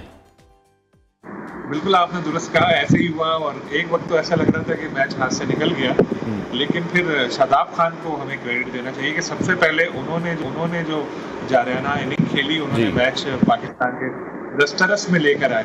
और बाद में जैसे आपने कहा नसीम ने, लेकिन कल तो आपने देखा होगा जिस तरह का फारूकी ने वो हरकत की कि मैनकेट उनको रन आउट किया शादाब को। और उस वक्त तो कहते हैं ना कि मोहब्बत और जंग में सब जायज़ है। तो जब हमारे साथ खेलते हैं अफगान क्रिकेटर्स तो वो समझ रहे होते हैं कि जैसे जंग ही है, वाकई इतनी ज़्यादा इंटेंसिटी होती है। आपको याद होगा यूएई वगैरह में भी मैचेस में क्या क्या होता रहा है। लेकिन वही होता है कि किस्मत पाकिस्तान के साथ थी और नसीम शाह एक बार फिर उनके दिल तोड़ गए। और किस्मत साथ इसलिए भी मैं कहूँगा कि जिस तरह आपने देखा होगा आखिरी बाउंड्री लगी, वो एज लगी और वो चौका हो गया पीछे थर्ड मैन की जानिब। तो लेकिन अगर खुदा न खास्ता मैच का नतीजा अच्छा नहीं रहता तो पाकिस्तानी शायकीन बहुत गुस्से में थे उस मैनकेट की वजह से, तो बड़ा ही एक माहौल खराब हो जाना था। ठीक है सलीम साहब, जिस तरह से हमने देखा शादाब को आउट किया गया, ऑब्वियसली आईसीसी के रूल्स हैं, कवानीन वहाँ पर मौजूद हैं, उसके मुताबिक ही उनको आउट करार दिया गया। लेकिन जब हम बात करते हैं गेम ऑफ जेंटलमैन तो थोड़ा सा शायद उस चीज़ का तो पास होना चाहिए, उसका ख्याल रखना चाहिए। बिल्कुल ठीक कह रहे हैं आप। और यही आपने अपने सवाल में बात जैसे कि जेंटलमैन गेम कहा जाता है क्रिकेट को, तो उसमें इस तरह की चीज़ें कि देखिए जो नॉन स्ट्राइक एंड पर बंदा खड़ा है वो भी बॉल खेलने के लिए थोड़ी तो अपना है, कभी कभार हो जाता है ऐसा, लेकिन आप उसको रन आउट कर रहे हैं स्पिन के, ये थोड़ा सा अनफेयर है। आप सही कह रहे हैं, आईसीसी के रूल्स में है। लेकिन एक अगर कोई बैटिंग कर रहा है उसको आपने बोल्ड किया, कैच किया, तो वो एक क्रेडिट पे आपकी चीज आती है कि जी हमने बॉलर ने बड़ी मेहनत की आउट किया। ये तो कुछ नहीं कि बॉल करने से पहले आपने हाथ रोका और ये विकेट उड़ा दी और वो कर लिया। और ये शायद प्रेशर में आ गए थे अफगान क्रिकेटर, वैसे ही उनसे ये सारी चीज हुई। क्योंकि किसी साबिक क्रिकेटर ने भी कल एक ट्वीट की थी, मैंने देखा था कि होता ये है कि शुरू के जो ओवर्स होते हैं उसमें बहुत कम आपको ये मैनकेट नजर आएगा कि इस तरह से ना आउट किया जाए, रन आउट किया। आखिर में जब वो देखते हैं कि यार मैच जीतना ही जीतना है, चलो जिस तरह भी जीतना है, तो फिर इस तरह की चीजें होती है। लेकिन ये क्रिकेट है और गेम को गेम ही है, रहने देना चाहिए। क्योंकि इस तरह की चीजें जो है वो आपस के ताल्लुकात पे भी असर डालती हैं। हम अगर आप सोशल मीडिया देख रहे हो तो कल शादाब जब आउट हुए तो काफी पाकिस्तानी शायक जो थे वो गुस्से में थे। लेकिन नसीम को दाद देनी चाहिए कि अभी पिछले दिनों उनका एक इंटरव्यू भी आया था जिसमें उन्होंने कहा था, उनसे सवाल पूछा कि जी आपकी बैटिंग में इम्प्रूवमेंट कैसे आई, तो उन्होंने कहा अफगान बॉलर्स की वजह से। तो वाकई यही है कि अफगान टीम के खिलाफ खेलकर नसीम की बैटिंग जबरदस्त हो जाती है। और जिस तरह दूसरी बार उन्होंने हुआ कि हमें मैच जितवाया तो अच्छी बात है, मैच जीत गए, सीरीज जीत गया। और एक सबसे अच्छी चीज ये है कि श्रीलंका में ही मैचेस हो रहे हैं, आगे एशिया कप के मैचेस में पाकिस्तान खेल रहे हैं, इंडिया का भी हमें आइडिया हो रहा है, होपफुली फायदा होगा इस सीरीज का। ठीक है, जिस तरह से सलीम साहब आप ये बात कर रहे हैं, पहले भी हम श्रीलंका में ही सीरीज जीते हैं, श्रीलंका से ही जीते हैं। अभी हम अफगानिस्तान के साथ भी जो सीरीज खेल रहे हैं श्रीलंका में खेल रहे हैं, एशिया कप यहाँ पर होने जा रहा है। लेकिन कुछ परफॉर्मेंस की अगर आप बात कर लें, जिस तरह से पहले मैच में हमने देखा हमारी बैटिंग लाइन उस तरह से नहीं चली, बॉलिंग हमें किसी ना किसी तरह से सेव कर गई है। इस मैच में हम देख रहे हैं कि जो बॉलर्स हैं उनको काफ़ी नाकामी का सामना करना पड़ा, लेकिन फिर जो टेल एंडर्स आखिर में आए वो बचा गए इस मैच को।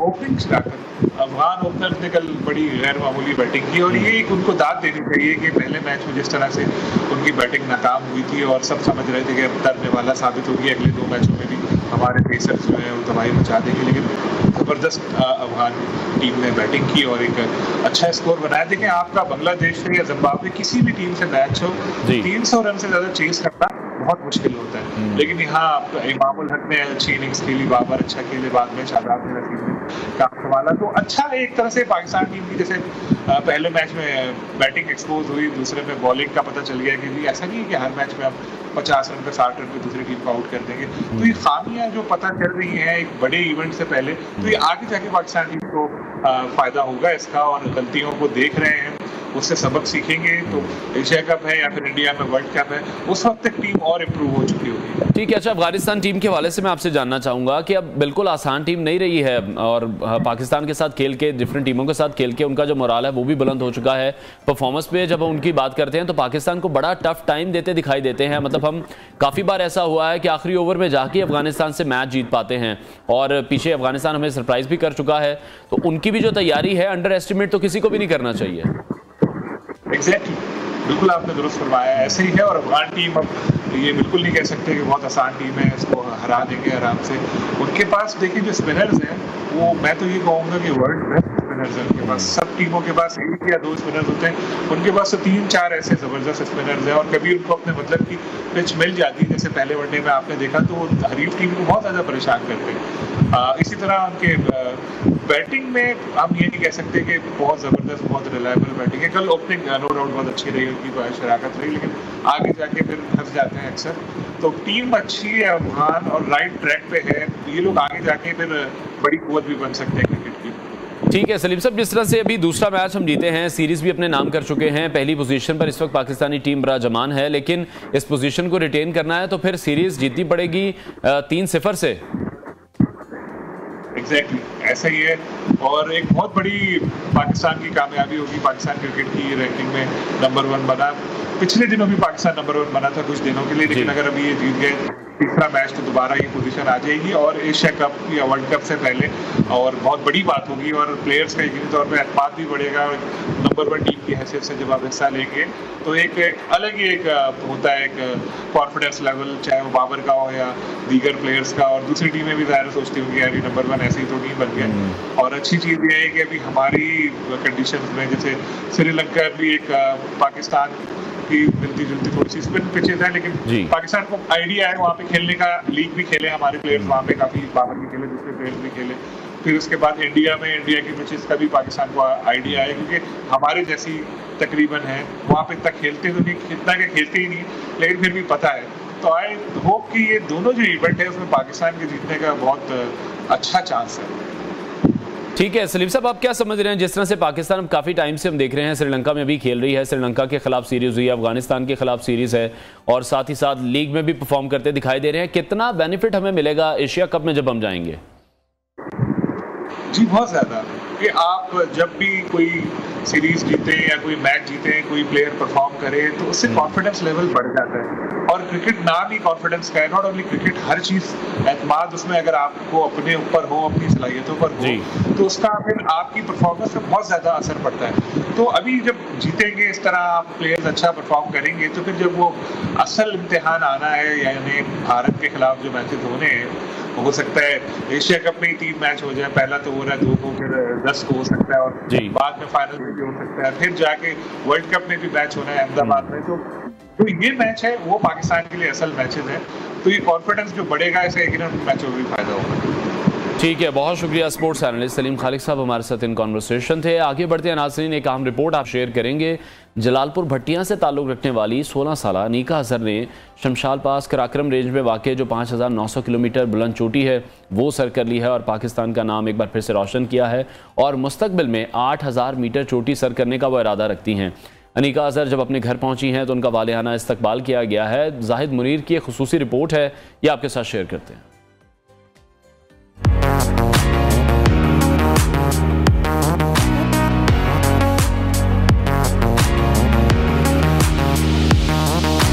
जलालपुर भटियां से ताल्लुक रखने वाली 16 साला अनीका अजहर ने शमशाल पास कराक्रम रेंज में वाक़े 5900 मीटर बुलंद चोटी सर कर ली और मुस्तकबिल में 8000 मीटर चोटी सर करने का इरादा रखती है। अनीका का घर पहुंचने पर वालिहाना इस्तकबाल किया गया, मिठाइयां तकसीम की गई, फूलों की पत्तियां निछावर की गई। अनीका अजहर के घर मुबारकबाद देने वालों का तांता बंधा रहा। अनीका अजहर पढ़ाई में भी मेडल्स और शील्ड्स जीत चुकी हैं। मेरे पेरेंट्स मुझे लेके जाते रहे हैं बचपन से ही, वहाँ से मुझे आहिस्ता आहिस्ता शौक हुआ, छोटे छोटे ट्रैक्स किए, समीना बेग के बारे में पढ़ा, शिरोज़ काशिफ के बारे में पढ़ा और फिर बाबा ने भेजा मुझे ट्रेनिंग के लिए शमशाल वैली ऑफ माउंटेनियर्स। वहाँ से मैंने बेसिक सीखे अपने और फिर मैंने शमशाल पास किया और कुसर पीक समिट की। नेक्स्ट ईयर मेरी यही ट्राई रहेगी कि मैं 8000 की कोई पीक समिट करूं, और हुकूमत पाकिस्तान से मेरी अपील है कि वो हमारी हेल्प करे। हम मतलब अफोर्ड नहीं कर सकते, तो वो जितनी हो सके उतनी हमारी हेल्प करें ताकि मैं पाकिस्तान का नाम रोशन कर सकूं। अनीका अजहर का ताल्लुक मुतवस्सत तबके से है। अनीका का कहना है कि मुझे बचपन से ही कोपेमाई का शौक था। मुझे मेरे वालिद ने बहुत सपोर्ट किया। मैं अगले साल 8000 मीटर बुलंद चोटी सर करूंगी और अपने वालिदैन का सर फख्र से बुलंद और मुल्क का नाम रोशन करूंगी। इंशाल्लाह हम अपने तौर पे तो जितना हो सकता है कोशिश करेंगे। तो मेरी आर्मी चीफ से भी रिक्वेस्ट है कि वो जो हो सकता है वो हमारे लिए करें। इंशाअल्लाह मेरी कोशिश होगी कि अगले साल अपनी बेटी को पाकिस्तान की सबसे कम उम्र 8000 बनाऊं इंशाअल्लाह। मेरी बेटी को बचपन से ही कोपेमाई का शौक था। मेरी ये ख्वाहिश है कि मेरी बेटी 8000 मीटर बुलंद चोटी सर करके न सिर्फ पाकिस्तान बल्कि दुनिया की कम उम्र कोपेमा बने और अपने मुल्क का नाम रोशन करे। ये बहुत बड़ा आज़ाद है और मैं इसको डॉक्टर ऑफ जलालपुर भटियां कहूँगा। तो मैं ये चाहता हूँ कि हुकूमत तावन करे, ये हमें प्रमोट करना चाहिए और इनकी कामयाबी के लिए मैं दुआगो हूँ। और इंशाल्लाह अगर इसको सपोर्ट किया गया तो ये मेरी बेटी जो है ना, ये डॉक्टर ऑफ जलालपुर भटियां से डॉक्टर ऑफ पाकिस्तान बनेगी। मकामी सियासतदान मुआवनत करें और हुकूमत पाकिस्तान बच्ची को अपनी सरपरस्ती में ले ताकि अनीका अजहर अपने मुल्क का नाम रोशन कर सके। जलालपुर भटियां की कम उम्र अनीका अजहर ने कम उम्री में 5900 मीटर बुलंद चोटी सर करके न सिर्फ अपने शहर का नाम रोशन किया बल्कि अपने वालिदैन का नाम भी फख्र से बुलंद कर दिया। कैमरामैन अली रजा के साथ मोहम्मद जाहिद मुनीर, नियो न्यूज, जलालपुर भटियां।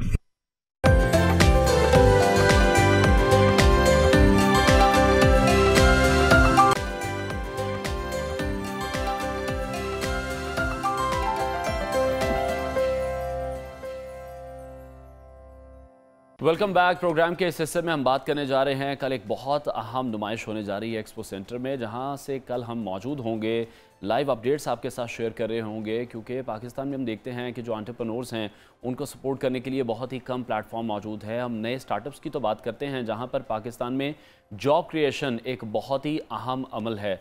तो अब हमें देखना है कि यहाँ पर कौन कौन से ऐसे डिपार्टमेंट्स हैं जो काम कर रहे हैं, जिसमें हम देखते हैं कि सी पाकिस्तान नौजवानों को एक ऐसा प्लेटफॉर्म फराहम कर रहा है जहाँ नौजवान तलबा बिज़नेस के हैरत अंगेज़ आइडियाज़ पेश कर सकते हैं। तलबा एक्सपो सेंटर में होने वाली सी पाकिस्तान नुमाइश में अपनी ईजादात से लोगों को हैरान कर सकते हैं। सी पाकिस्तान में हम देख रहे हैं कि बैरून ममालिक से जो स्टार्टअप्स हैं उनकी शिरकत भी होनी है। इसी पर बात करने के लिए हमारे साथ आज स्टूडियोज़ में मौजूद हैं प्रेसिडेंट एप्सप Punjab chapter, chairman board of university of Lahore Awais Rauf साहब ने हमें ज्वाइन किया है, और उनके साथ मौजूद हैं डायरेक्टर कोऑर्डिनेशन एप्सप, director superior university doctor Ayesha Zahid साहिबा। तो सबसे पहले उनसे जानेंगे कि सी पाकिस्तान आखिर है क्या और सी पाकिस्तान कर क्या रहा है। वैसे पहला सवाल मेरा आपसे यही है क्योंकि हम हमेशा से देखते हैं कि हम बात करते आते हैं एंटरप्रेन्योरशिप की कि पाकिस्तान को बहुत ज़्यादा इस वक्त ज़रूरत है कि जो नौजवान मुल्क छोड़कर जा रहे हैं वो अगर मुल्क छोड़कर नहीं जाते तो यहाँ पर उनके पास क्या ऑप्शंस मौजूद हैं। तो सबसे पहले तो मैं चाहूँगा कि सी पाकिस्तान पे आप हमें बताएं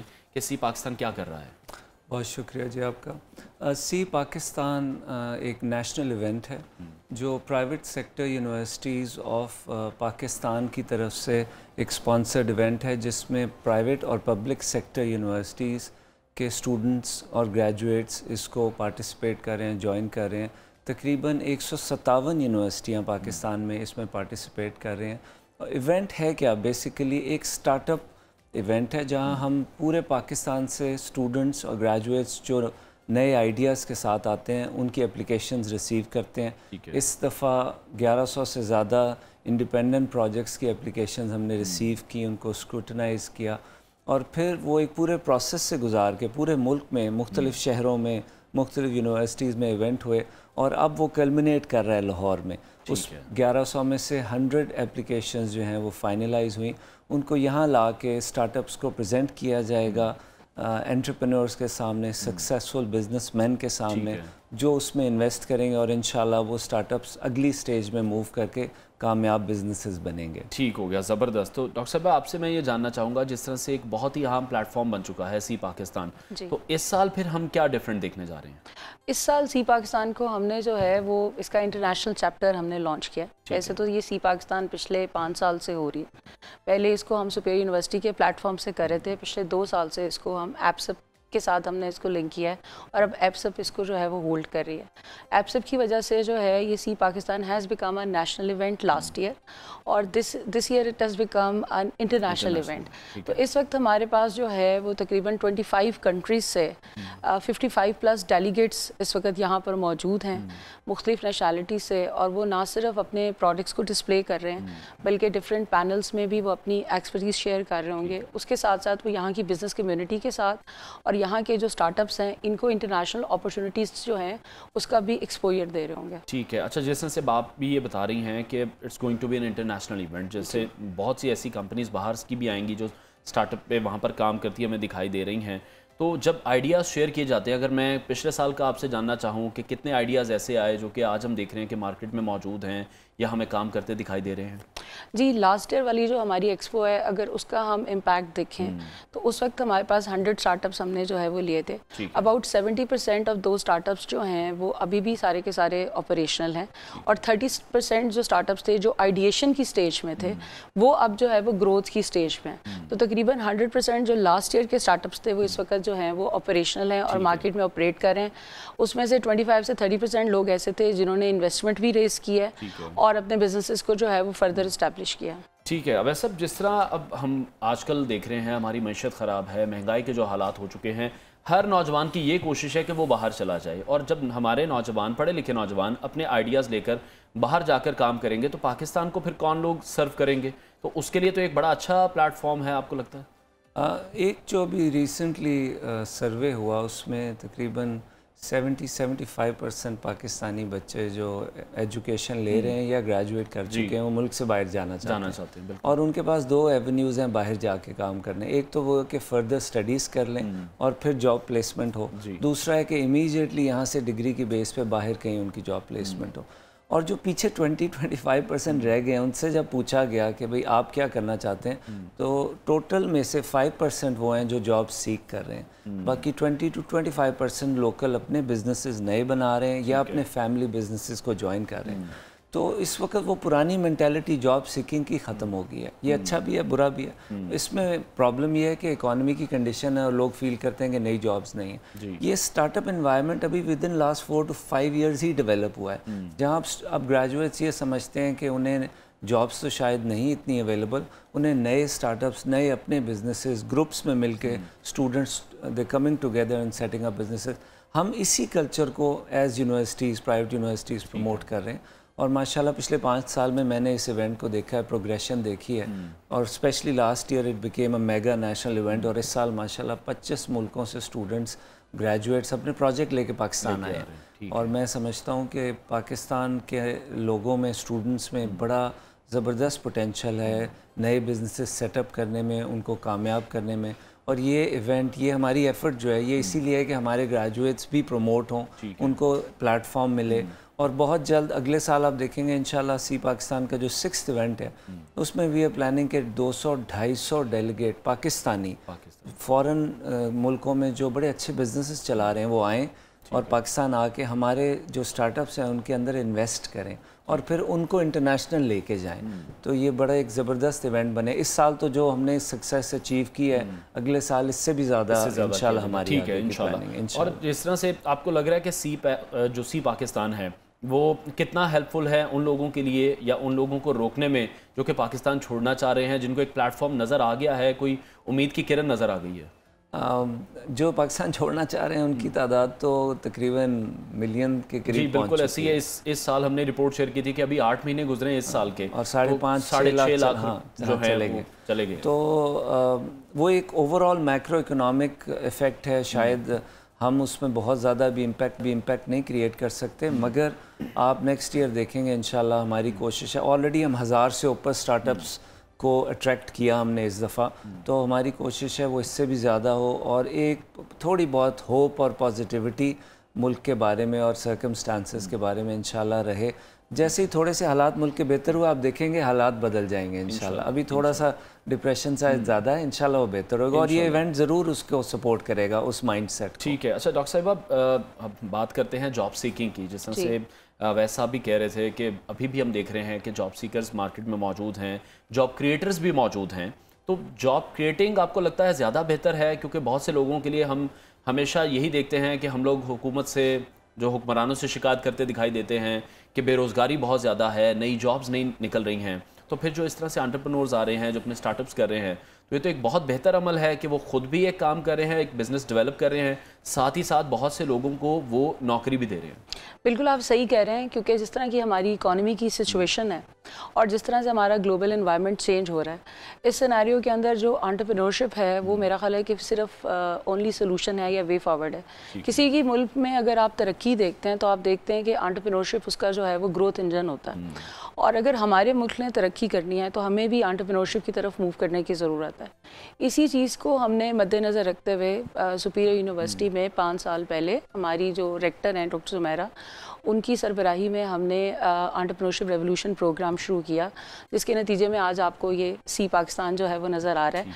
और फिर इस काफ़िले के अंदर और लोग जो है वो मिलते चले गए। और जैसे कि अभी अवैस साहब ने कहा कि अल्हम्दुलिल्लाह इस वक्त ये जो स्टार्टअप कल्चर है वो सारी पाकिस्तान की प्राइवेट और पब्लिक सेक्टर यूनिवर्सिटीज़ के अंदर जो है वो प्रपेल कर चुका है।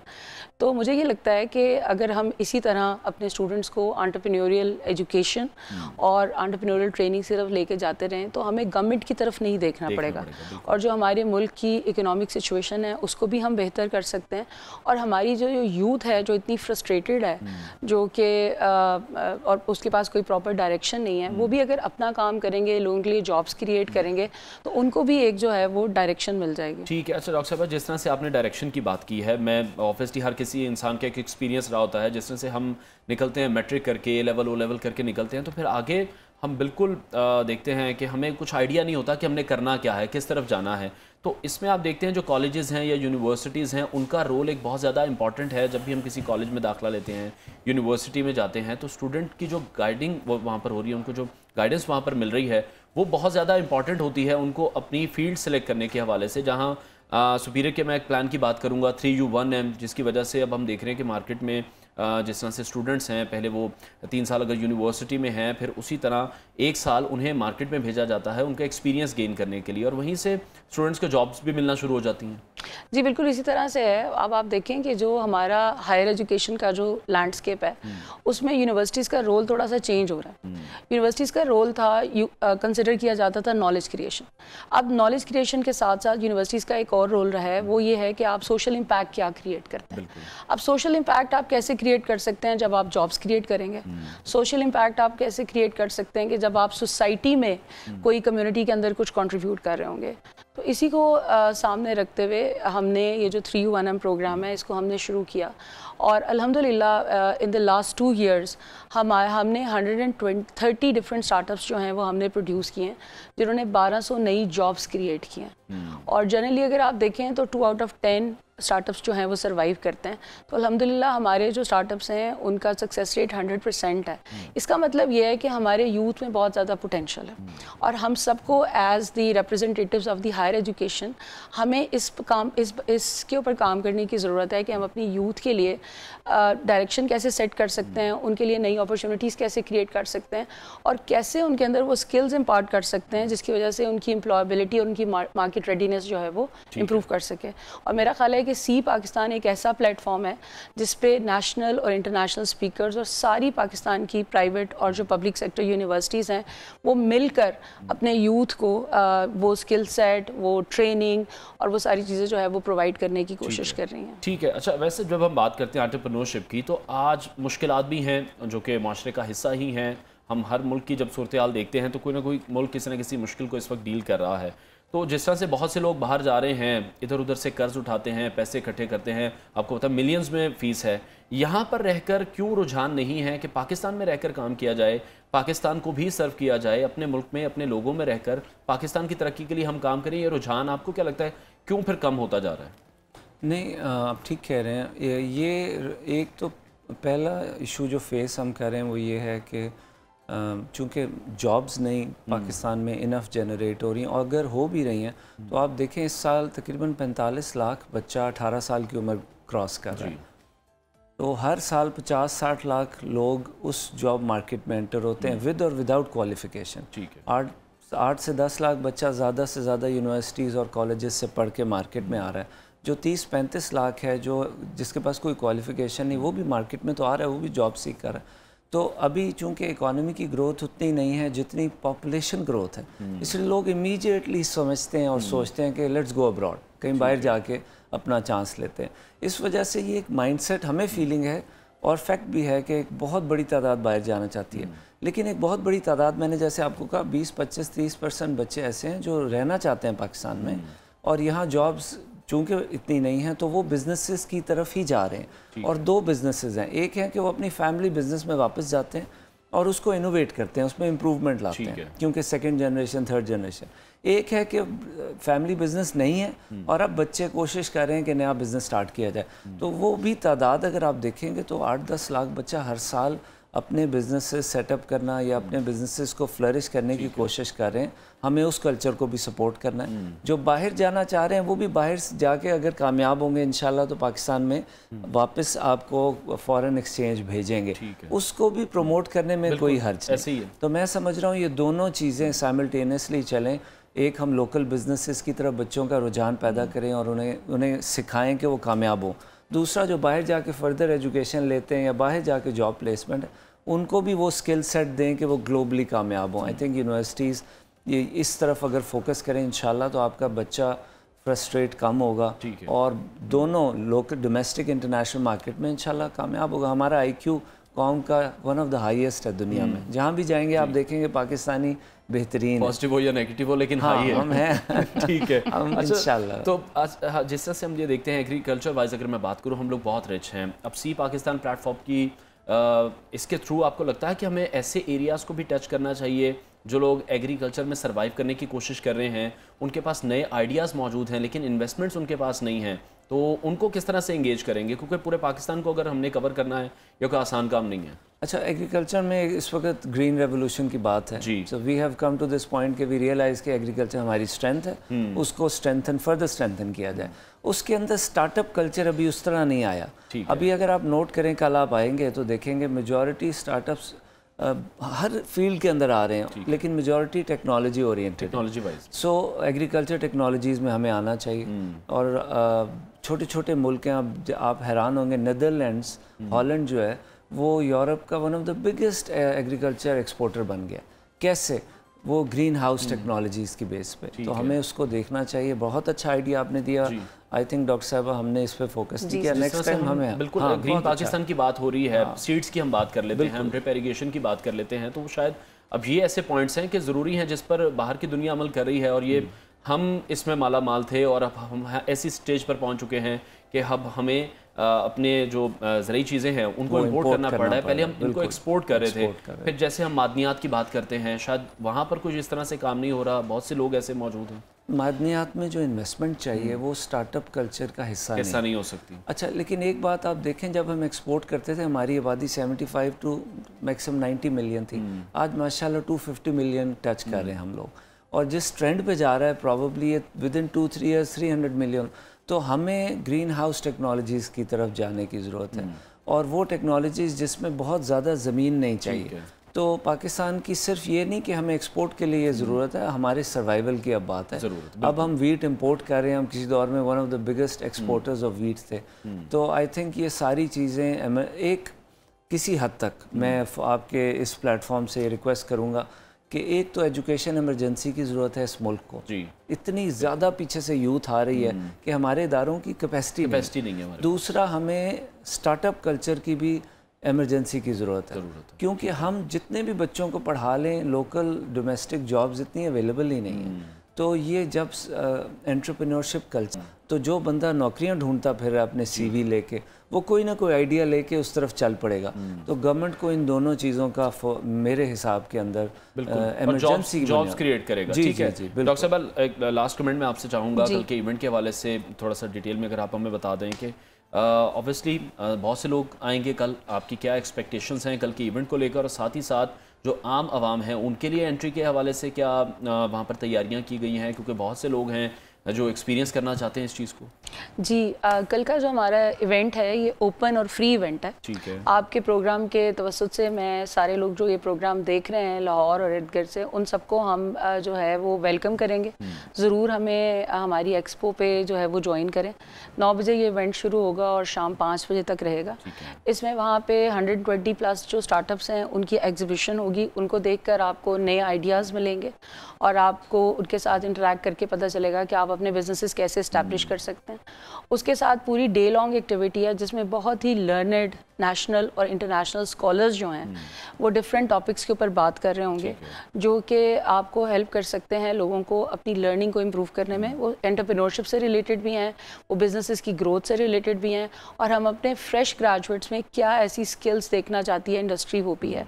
इस वक्त हमारे पास जो है कल के जो हमारे गेस्ट होंगे उसमें इंडस्ट्री गुरुज हैं, उसमें एकेडमिक लीडर्स हैं, उसके अंदर जो हमारे इंटरनेशनल गेस्ट हैं जो मुख्तलिफ टेक्नोलॉजी पार्क से इंटरनेशनल यूनिवर्सिटीज़ के वाइस चांसलर्स हैं वो यहाँ पर आए हुए हैं। बिज़नेस जो वहाँ पे यूनियंस हैं उनके हेड्स आए हुए हैं। Lahore chamber of commerce, Gujranwala chamber of commerce, Sialkot chamber of commerce, तो मुख्तलिफ इंडस्ट्री लीडर्स वहाँ पे प्रेजेंट होंगे। तो एक नेटवर्किंग का, लर्निंग का और एक्सपीरियंस शेयरिंग का प्लेटफॉर्म है। तो मैं सबको इन्वाइट करती हूँ कि आप जो है वो कल ज़रूर हमें एक्सपो सेंटर में सुबह 9 बजे जो है वो ज्वाइन करें। फ्री ऑफ एंट्री है और आपको इंशाल्लाह ताला वहाँ पे देखकर आप एनलाइटनमेंट फील होगी। ठीक है जी, बहुत शुक्रिया। बेस्ट विशेस है हमारी सी पाकिस्तान की पूरी टीम के लिए। डॉक्टर आयशा जाहिद और अवैस रऊफ हमारे साथ इन कॉन्वर्सेशन थे। आप दोनों का बहुत शुक्रिया। ब्रेक लेते हैं, ब्रेक के बाद आपको दोबारा ज्वाइन करें।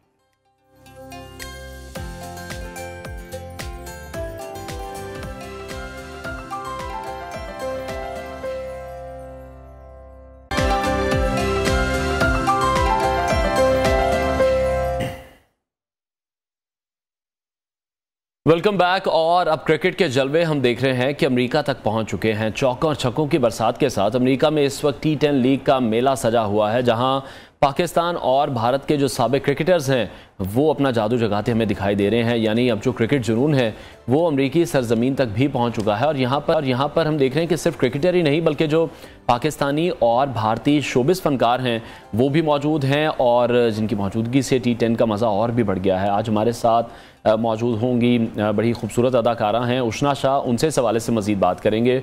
उष्णा, welcome to the show, thank you for your time. America में इस वक्त लीग हो रही है, आप भी वहाँ पर। अमेरिका में क्रिकेट देखने का कितना मज़ा आ रहा है, क्योंकि हमने देखा कि अमेरिका में कभी भी इस तरह से इवेंट नहीं होते आए हैं, और जिस तरह से लीग वहाँ पर हो रही है, साबिक स्टार्स वहाँ पर मौजूद हैं, तमाम सेलिब्रिटीज़ भी हैं, हमारे जो प्लेयर्स हैं क्रिकेट के पुराने प्लेयर्स वो भी खेल रहे हैं। बहुत बहुत मजा आ रहा है। सब लोग साथ हैं, यहाँ एक्टर्स भी आए हुए हैं, इंडिया से भी कुछ लोग आए हुए हैं, बट भाई पाकिस्तानी फ्रेटर्निटी इकट्ठी हुई है तो बहुत ज्यादा मजा आ रहा है।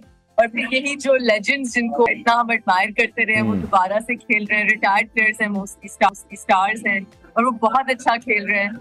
तो एक वाइब डिफरेंट है। अमेरिका मतलब सारी जिंदगी आना जाना रहा है, लेकिन तो आप टीम को इस वक्त सपोर्ट कर रही हैं, जिस तरह से आप बता रहे हैं। हमारी प्लेयर्स भी वहां पर मौजूद हैं, शाहिद आफरीदी हैं, मिसबाउल हक हैं। जी, ये इन्हीं की टीम है जिसमें ये है न्यूयॉर्क वॉरियर्स। न्यूयॉर्क वॉरियर्स ने हमें बुलाया हुआ है पाकिस्तान से, काफी सेलिब्रिटीज को। इनके 4 ओनर्स हैं। Great people. There's Preet, Gurneet, Husnain, Bhai and Kamran. They're from Connecticut. 2 owners Indian हैं, 2 पाकिस्तानी हैं। तो एक बड़े मजे का एक कल्चर मिक्स अप हो रहा है यहाँ पे। अच्छा उष्णा, शाहिद आफरीदी क्रिकेट खेलने का स्टाइल है, हम लोग तो बचपन से ही उस स्टाइल के फैन हैं। हालांकि कभी वो जल्दी भी आउट हो जाते थे, लेकिन उनके क्रिकेट देखने का जो मजा है वो तो सब लोग ही उनको फैन है उनके। तो लाला के जो छक्के हैं वो देखने का मजा आ रहा है, जिस तरह की क्रिकेट वो खेलते हैं।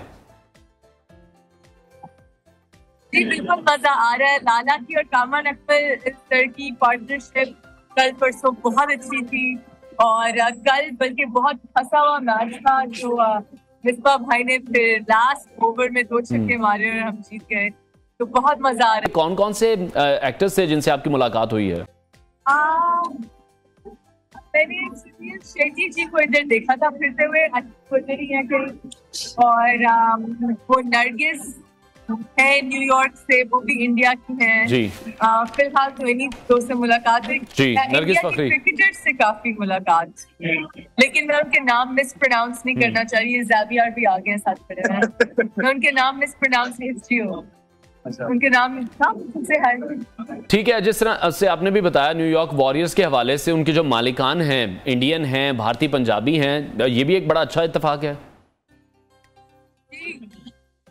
जी जी बिल्कुल, एक तो बल्कि सरदार जी हैं और दो पाकिस्तानी पंजाबी हैं और दो इंडियन पंजाबी हैं, तो बहुत मजा आ रहा है, गपशप दी और बहुत मजा आ रहा है सबके साथ यहाँ, और हमारा बहुत ख्याल भी रखते हैं। और इन्होंने बहुत बड़ा रिस्क लिया, बिकॉज अमेरिका में तो क्रिकेट एज सच है नहीं, तो ये इन्होंने लीग स्टार्ट किया, T10 है, कम ओवर्स है, एक बहुत बड़ी इन्वेस्टमेंट और रिस्क, एक ब्रांड न्यू स्पोर्ट हो जो बाकी दुनिया में तो बहुत बड़ी है, यहाँ लाना जहाँ उसका कोई इतना कॉन्सेप्ट नहीं है, तो आई होप कि इन्होंने इतनी बड़ी इन्वेस्टमेंट। अच्छा, जिस तरह से हम देखते हैं पाकिस्तान और इंडिया का जब मैच होता है तो बड़ी हाइप क्रिएट होती है, इसी तरह अमेरिका में भी हम देख रहे हैं कि पाकिस्तानी कम्युनिटी बड़ी तादाद में है, भारतीय शहरी बड़ी तादाद में वहां पर रहते हैं, तो उनकी शिरकत आपको कितनी नजर आ रही है?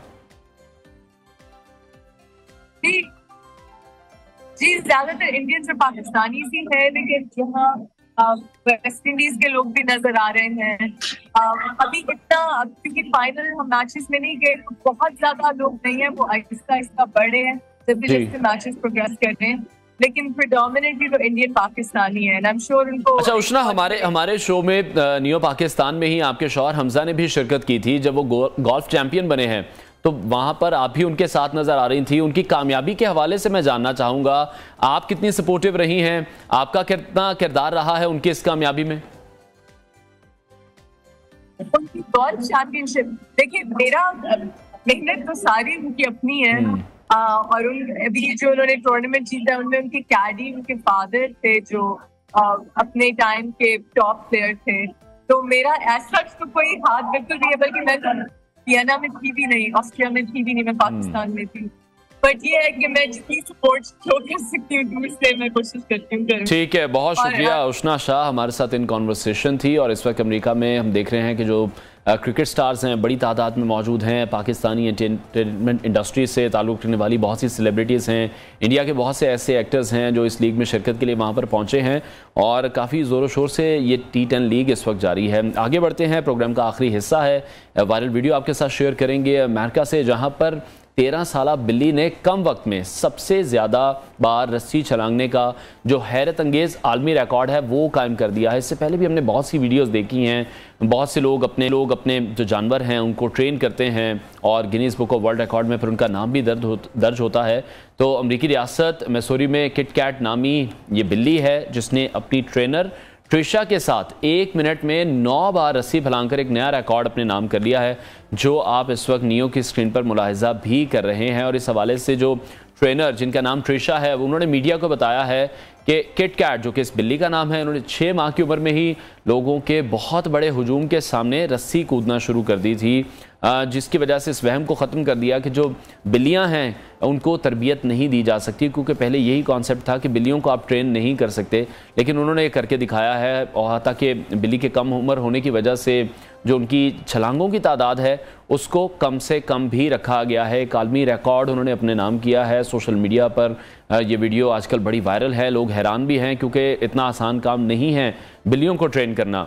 तो ट्रिशा ये भी बता रही हैं कि किट कैट को हाई फाइव यानी दूसरों के साथ जो ताली मारना है वो भी बहुत ज़्यादा पसंद है। और जब हम देखते हैं जानवर इस तरह की हरकत व सकनात करते हैं तो वो बड़े ही प्यारे लगते हैं। बहुत सी ऐसी वीडियोस हैं जो जिनसे सोशल मीडिया भरा पड़ा है, ख़ास तौर पर बच्चों का इसमें बड़ा शौक़ होता है, बच्चों को इस तरह की वीडियोस बहुत ज़्यादा पसंद आती हैं। और एक आलमी रिकॉर्ड भी अपने नाम कर चुकी है इस वक्त किट कैट। उनकी जो ट्रेनर हैं ट्रिशा, उन्होंने बड़ी ज़बरदस्त मेहनत की, उनके साथ प्रॉपर प्रैक्टिस करती रही हैं, क्योंकि इतना आसान काम नहीं है किसी भी जानवर को ट्रेन करना, ख़ास तौर पर जब हम बिल्ली की बात करते हैं। तो प्रोग्राम का वक्त नाजरीन ख़त्म हुआ है, इंशाल्लाह कल आपसे फिर बात करेंगे। एक्सपो सेंटर में नुमाइश वहाँ पर होने जा रही है सी पाकिस्तान के हवाले से। नियो पाकिस्तान वहाँ से आपको लाइव अपडेट भी रखेगा और प्रोग्राम देखना मत भूलिएगा, क्योंकि जो एंटरप्रेन्योरशिप है उसको पूरे पाकिस्तान को सपोर्ट करना चाहिए। जो इस वक्त मुल्की हालात हम देखते हैं तो आई थिंक जो कंट्रीब्यूशन का एक वक्त है, हमें जॉब क्रिएटर से ज़्यादा हमें जो जॉब क्रिएटर्स हैं वो बनाने हैं। जॉब सीकर्स, हमें जो लोग जॉब ढूंढ रहे हैं उनके लिए मौके बनाने हैं, उनके लिए प्लेटफॉर्म बनाने हैं और पाकिस्तान को आगे लेके जाना है। इंशाल्लाह कल आपसे मुलाकात करेंगे। अपना बहुत सारा ख्याल रखिए। जुम्मा मुबारक। अल्लाह हाफ़िज़।